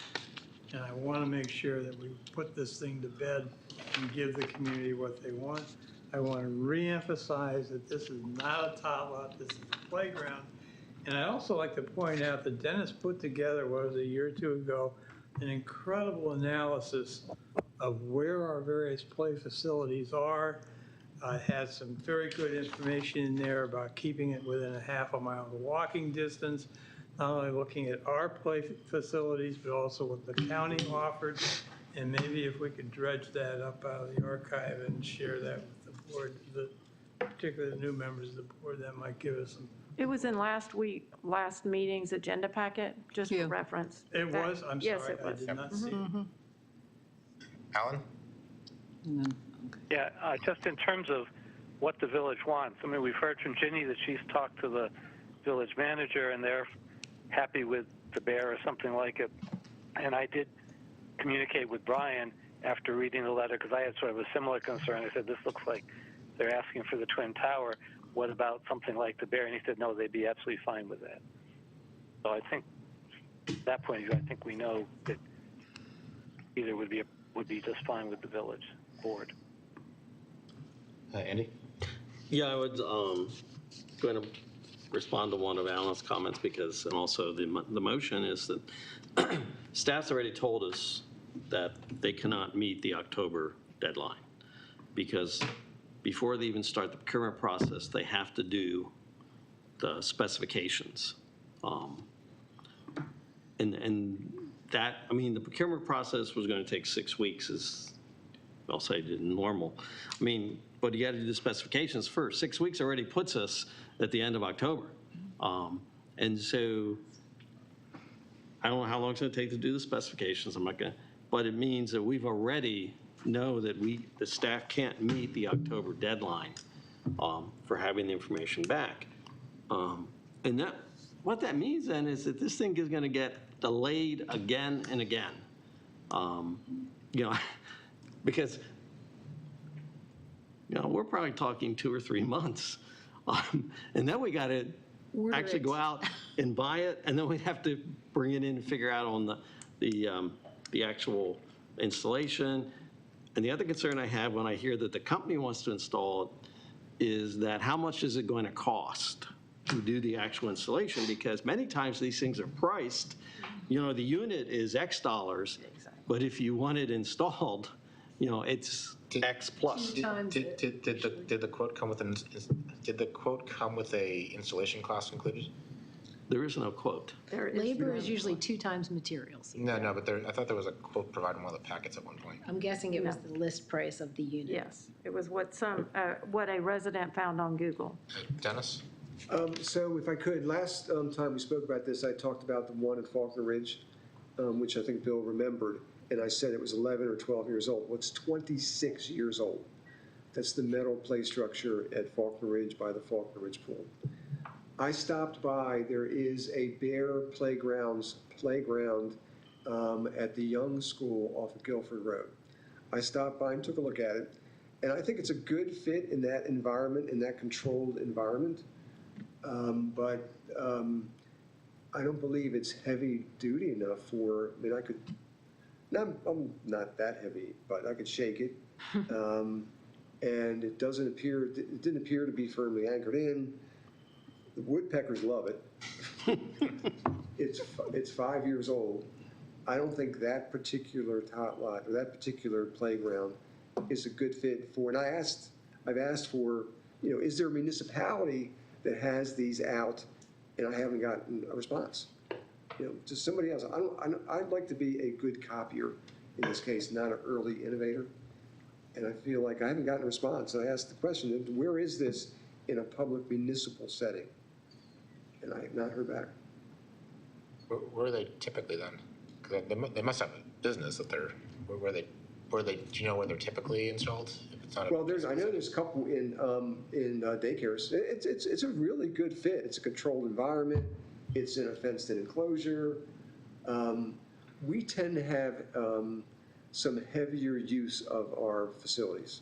And I mean kids that are out we built stuff. High schoolers. That has really, really durable because it's not just young kids that are on it, it's young adults. I thought the tot lots were just for 2 to 5 year olds, not high schoolers. Sometimes the kids Well, are to out. Dick's point, it's not a tot lot, it's a playground up for 12, but But even so, and I'm not talking anyone about a can use 10-year-old, I'm talking about 16-year-olds. exactly, I've seen it. And kids will be, but anyway, so I visited, I don't think that one is a good fit, and I really have to see it in a municipal location where it's been out for 5 or 10 years, and I have not gotten a response. Dick? Well, let's assume we go with the Twin Towers. Okay, I think that's where we're headed. Have we costed it in terms of, with inflation and everything? Do we know what it's going to cost? And that's one question. Question number 2 is, are we prepared to spend extra money on it above and beyond what we budgeted? I'd like to echo Dick's point that in addition to cost, how would this impact the FY24 capital expenditures? Because I imagine if one village gets a $180,000 tot lot, the other 9 villages are probably going to want one also. Yep. I don't know, no one asked for a $300,000 one after Dick got one. Yeah, they got 300,000. Well, we have one that's even nicer than that, but I shouldn't tell you Well, for about $300,000, I would hope so. I'm just guessing that. I think that was the whole point, though, is that the discussion was around the tot lot policy, because the initial policy was the fundamental basic, and any exceptions were supposed to come to the board. But I don't see any reason why we can't create a second tier, because I think every village, or at least majority of them, would have 1 or 2 tot lots that are more expansive than the typical rascal, right? Yeah. So I think to your earlier point, a strategic approach to the policy, yes. I don't think that has to hold us up on deciding on this one right now, but I think it absolutely needs to be addressed because you're right, it's not equitable. Yeah, so I agree with you and I disagree with you at the same time. So I agree with you because I can hold 2 contradictory opinions at the same time in my head. That's why. No, the reason why I agree is like, yeah, realistically, no, we can obviously do one and do the other. But I think from a votes perspective, I think there might be people that would want that sort of that strategic guarantee before allocating funds. So it's just to ensure it's not a one-off. Dick? Do we have a cost for the Twin Towers? Which I checked today, and the Twin Towers goes up 12% on January 1st. So there is a time option here. One other question for you, Dennis. Next to the Dorsey swimming pool, there's a very nice playground. Can you give us an idea what that cost? More than 85. Oh, it looks That's all I can say today. very expensive, and it gets a lot of use. I'm just wondering if we should put a dollar figure on that. Hickory Ridge also has a nice tot lot like that, adjacent to the Hawthorne Pool. Playground. Yeah. Jay? We're talking about tot lots, playgrounds. How is Sixpence classified? As a tot lot, correct? Okay, so I don't get this discussion in terms of calling it a playground. It's classified and always has been as a tot lot. Do we have, we started to try and have a policy on tot lots. You presented an excellent presentation that involved a lot of things, and it never, nothing happened after that. What about playgrounds? Do you have any policy trying to explain what a playground is? Which Dick got the money for a playground. Okay. So if I could, the policy has exceptions, and the exceptions are brought to the board. And Sixpence was an exception that was brought to the board 2.5 years ago. Right? I mean, that fits. It went with the policy until it didn't, and then it came to the board. Now, that's not my question. My question is, a playground, I would think, we don't have a policy on playgrounds, correct? The policy on playgrounds is they come to the board. What? They don't fit into our tot. We have a tot lot policy that allows for exceptions that are the playgrounds that are 10 or 12 or however many, and they all would come to the board for replacement. All right, so there's nothing that says it has to be a certain area, because that is not a huge tot lot. That's not a huge area where Sixpence is. It's got paths running through it. It's got a stream right there. So you're only going to fit one other piece of equipment on there replacing the Twin Towers. You really don't have room for anything else. So it is not my idea of a playground that meets a larger geographic area. So I don't understand why we seem to think we can fit a lot of things in there and we call it a playground. So anyway. Lakey, then Bill. And I'd like to get in the queue, please. Lakey, then Bill, then Ellen.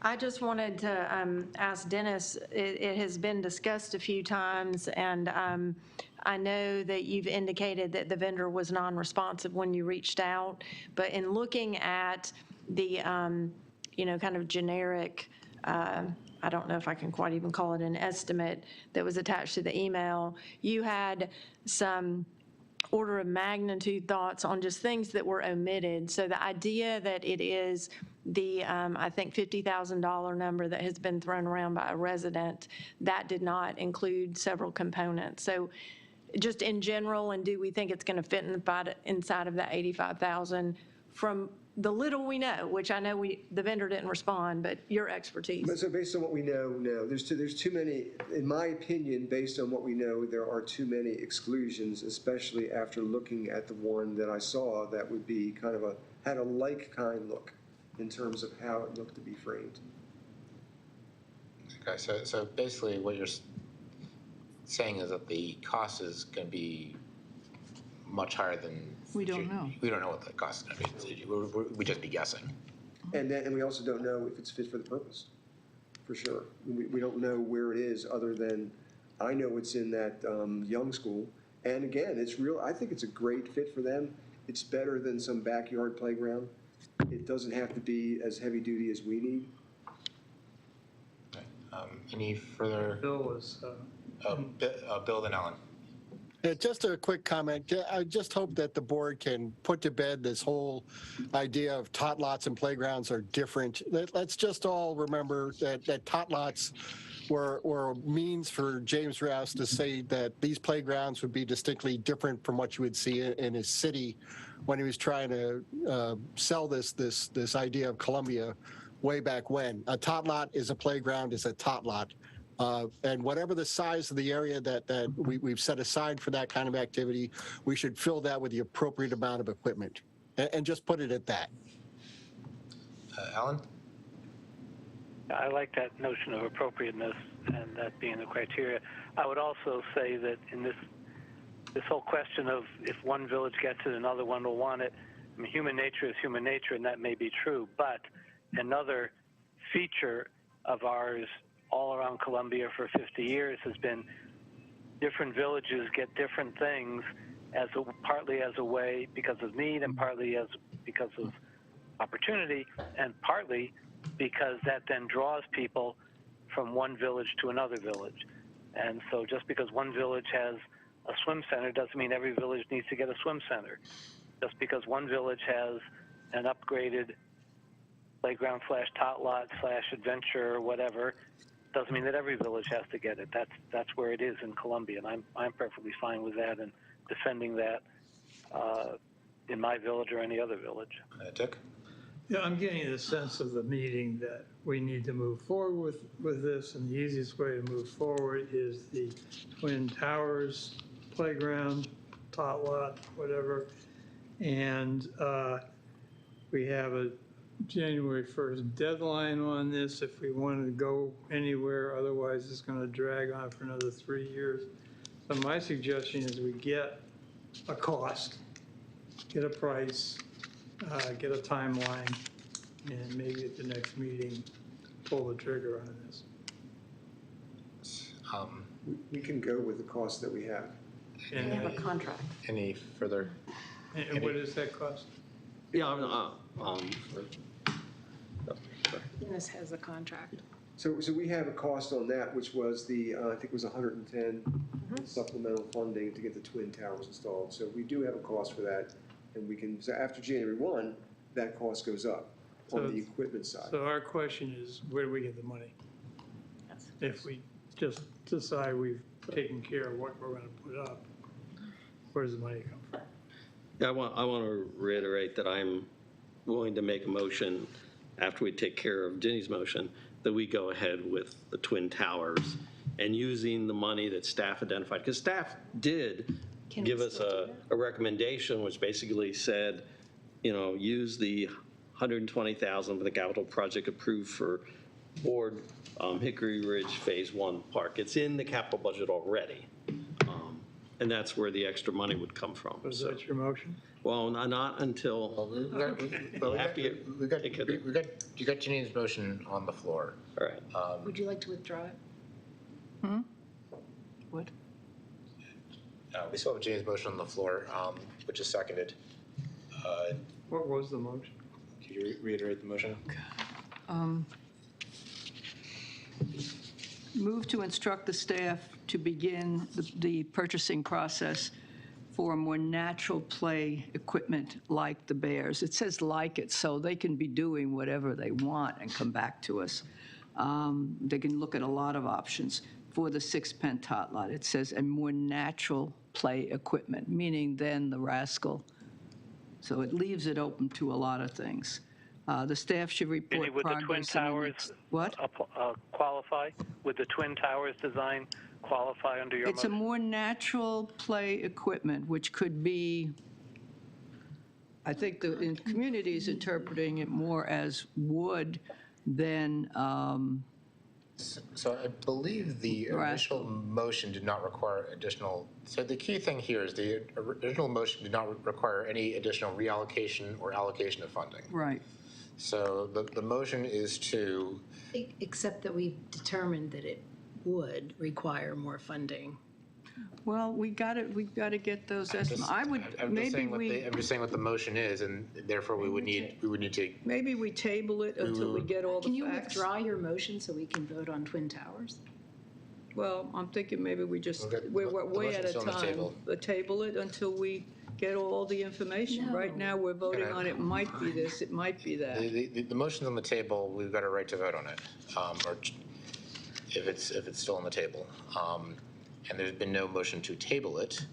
And as I see no further discussion, I will call to the question on Ginny's motion. Right, and remember, Ginny's motion included that the staff has to report back by the October meeting. Well, I said progress. I didn't report progress. It could be that we've just issued the RFP, et cetera. It doesn't say Ginny's completed. motion is to. It's open-ended. Ginny's motion is to explore staff looking into basically the Bears design or equivalent and reporting back by the October meeting.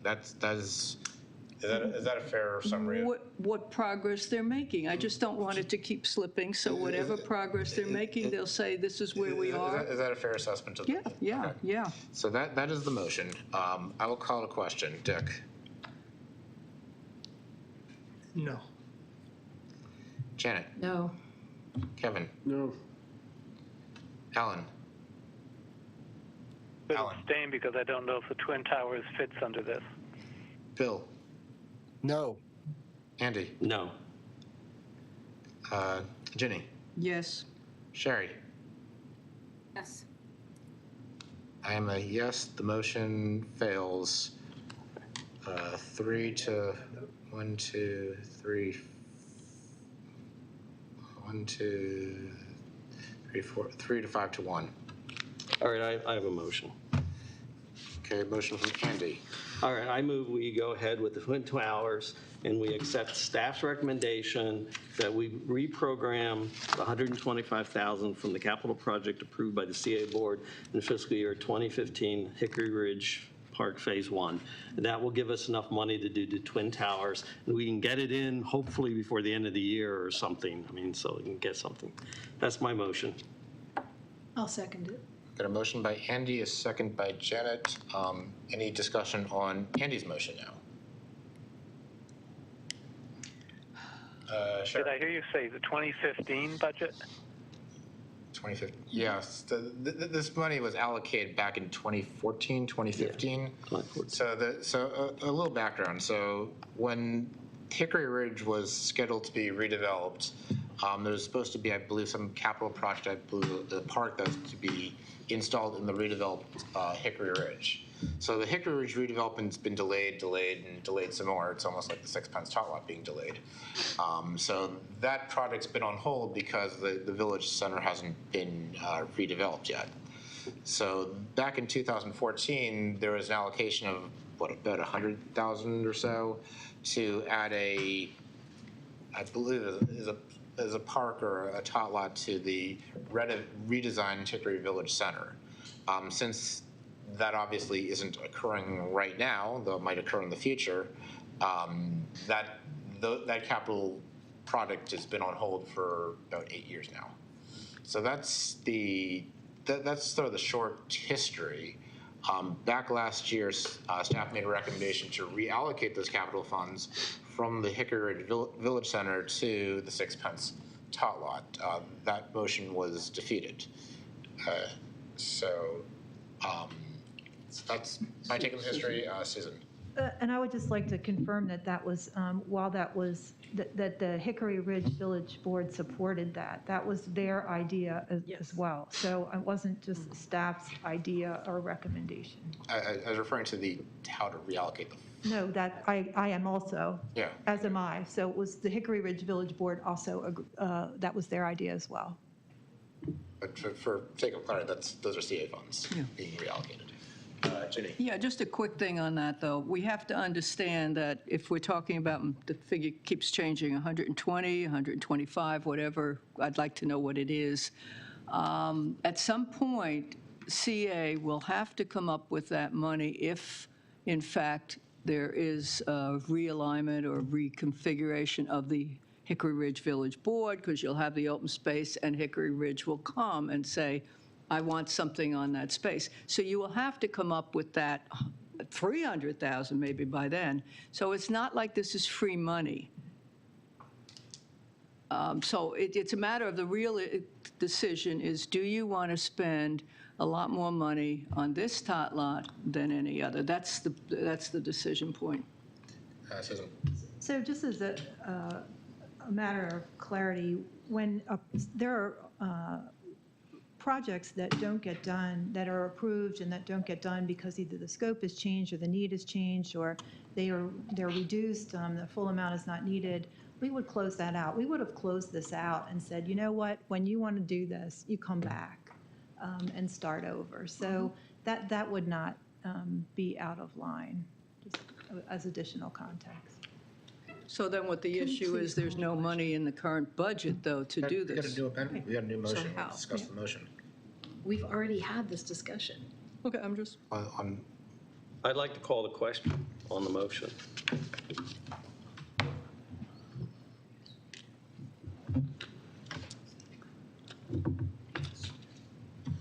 Yeah, I would actually like to ask for an amendment. So given that we're actually making an exception to, basically making an exception, what I want to try to avoid in the future is having another sixpence like tot lot take up, another year of debate. So what I would like to have someone offer amendment that actually starts to look at larger structures across the villages, and Well, okay, and look at that in terms of next year's capital budget. I will amend my motion to start to say, we will put on the October meeting agenda, the beginning the discussion of the tot lot policy, which will include how we want to go forward. So I'm willing to make that amendment. Then let's start the discussion. Dennis has already prepared background. Let's start at our October meeting date, which is 24th or I don't know, somewhere around there, 27th. Is that So I'm willing to, actually, I'll modify my motion to do that.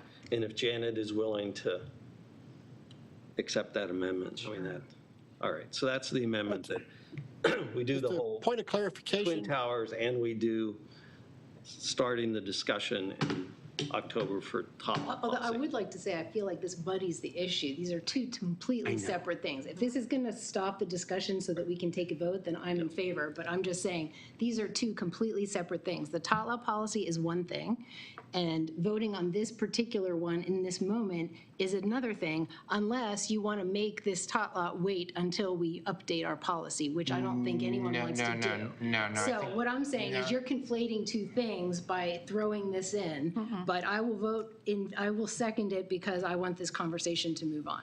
I think Bill wanted to get in the queue. Yeah, I just want to make sure I got this straight because I'm not in the room there. Is the motion going to be to do the Twin Towers in Hickory Ridge and begin the process of discussing tot lot policy? Yes. Or is it? Yes, both Yeah, we got to get things. something done.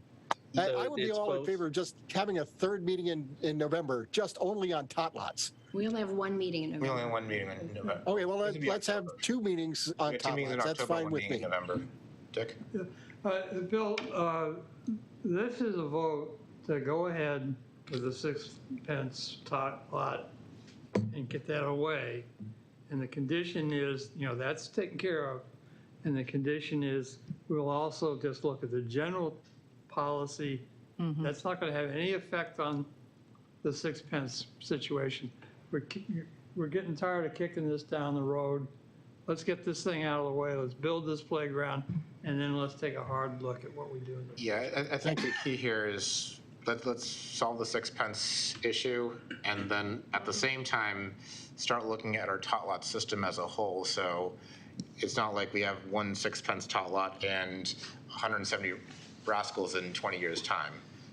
So that we can start actually looking at what we want the whole system to look like. Because what I want to avoid is that every time someone has a tot lot that wants to be replaced, it comes to the board for 9 months and we start having a 9-month discussion on all 170 tot lots. That's just not going to be feasible. So what I'm trying to do is trying to avoid this whole 9-month saga again. 3 years, sorry. 3-year saga. I'm off by a few months. I'd like to call the question. But, so we'll call the question on the motion actually, Andy just made the motion outright, that we approve the $110,000, the additional funding, I think it's $110,000 from the capital budget to fund the Twin Towers design. And then we also look at the tot lot policy and also the tot lot, the entire system across Columbia and start looking at how we want that to look in the future. I will call the question. Dick? Yes. Janet? Yes. Kevin? Yes. Alan? Yes. Bill? Yes. Andy? Yes. Ginny? Yes. Sherry?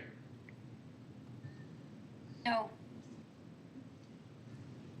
And I will vote yes. The motion passes 8-1.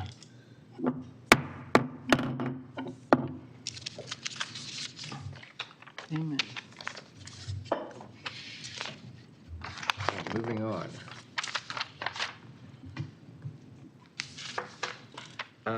Board discussion, fiscal year reports and updates. We have the FY23 first quarter financial report. So that FY23 Q1 report was presented and discussed quite thoroughly at the audit committee meeting on September 19th. I did want to just remind everyone that that discussion's recorded and available on the CA website under the audit committee under heading. And as we noted, the organization completed the first quarter above budget for the bottom line at admittedly a lower amount than previously, and that the key variables really are better than expected fee income, programs and services that drive fees such as golf and tennis in particular were driving significant increases. So also tuition enrollment, school age services and camps did better than projected, and mainly because we could increase the capacities and we were able to staff them. So expenses are generally favorable. Personnel costs are not. They were slightly over budget, and we expect that to grow for the year. So overall, it's a good report. We are cautiously optimistic for this year, and we would just say that the thing that I mentioned in the audit committee meeting and that just still gives me pause is the impact of inflation and what's happening in the economy on our situation. It's just a significant unknown, and we'll see how that goes for the rest of the year. Andy? I just want to say on behalf of the audit committee, we did thoroughly discuss, with Susan, and the audit committee recommended to the board both the fourth quarter financial report and fourth quarter statements. And they did commend the staff for a good budget. But we're waiting for the second quarter to see how things really turn out. Any further questions on the first quarter financial report? We will now go to the first quarter financial statements. So those also presented and discussed at the audit committee meeting and are part of that recorded discussion if you'd like to refer back to them. So the discussion generally focuses on the statement of financial position, the balance sheet, because the quarterly report is really a detailed P&L. And the cash position improved over last year, as you know, because it's really very similar to year end, due to the employee retention tax credits, school age services grants, and annual charge receipts. So all were favorable. we did note that this year we had some expenses, prepaid expenses increased significantly, mainly because we didn't finance insurance premiums like we did last year, so those get prepaid and amortized. And major capital expenditures during the 12 months were highlighted, and I think you'll be pleased to know that we spent almost $1.1 million on pathways and bridges. That was the largest single component. Aquatics was a $970,000 investment. The villages, those buildings were improved by $549,000 or significant maintenance. And over this one-year period, we spent $442,000 on tot lot capital improvements. So just some of the highlights that were noted during that meeting. Thanks. Any questions on the first quarter financial statements? Moving right along the dashboard. Okay, so for the dashboard, we provide that information. It's each quarter with the financial reporting package. There's information on membership, some ratios, financial ratios on return on investment, different measures for buildings, and cash flow, but the most interesting piece I think would be the Qualtrics. Is that right? That used to be Clarabridge metrics. So I'll pass that over to you, Dan. This again is our quarterly survey where we survey all of our users, anybody who uses the facilities and checks in the last quarter. We've been holding pretty steady. Our net promoter score was 41.6 for this quarter versus 42.7 last quarter. That's up from the low 30s when we started doing this in 2016. I think it was 16, which is a tremendous jump. We saw big increases in golf and tennis, slight decreases in the fitness center and aquatics.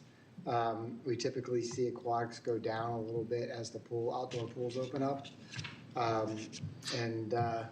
The main kind of takeaways, it was a pretty neutral survey overall.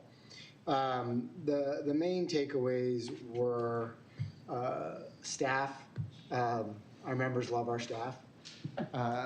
Under 35, it was the second most talked about item, and over 35 was the most talked about item, and it was overwhelmingly positive for both. The biggest negative that we saw in the survey was cleanliness. Outdoor pools, we typically get that because it gets a little hard to keep up with everything. But with the staffing challenges, we've had some challenges indoors as well, and the staff is working to resolve that. And the emotional intensity, effort, and sentiment all improved, which means people's general impressions of how they feel and how hard it is to do business with us got slightly better. So all in all, another really strong quarter for the team. Thank you. Any questions on the dashboard? Andy. I want to commend Dan and his staff for the improved membership numbers.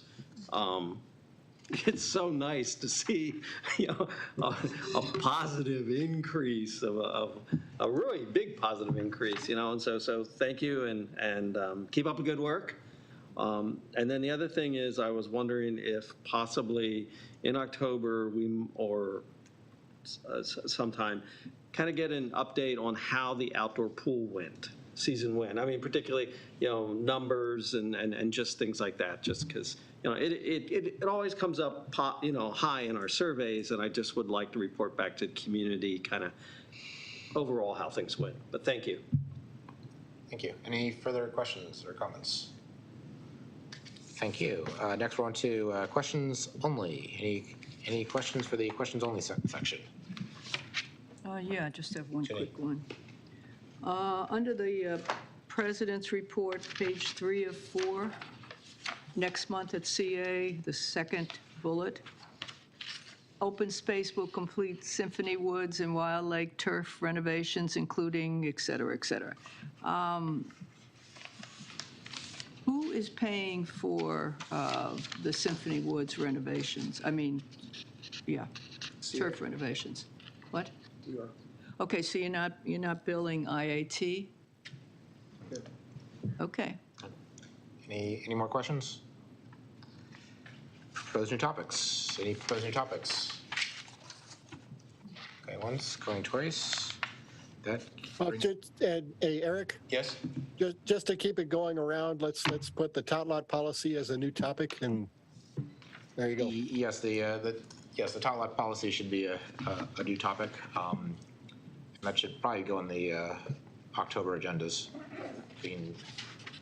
It's been listed as a topic under board agenda topics for several months. The BOC, as you know, makes the agenda, so we would have to discuss where. We should figure out how we're going to handle that. We could talk about it tomorrow. So that brings us to chair remarks. So after a saga of about 3 years, we finally came to a decision on the sixpence tot lot. So I think the residents of Hickory Ridge will be very happy, and certainly any resident in Columbia that uses that tot lot will be very pleased with the decision. The one thing that I am also looking forward to is discussing the system as a whole, because we approved a really nice tot lot for sixpence, but that's still just one play area out of a whole system of 170 play areas.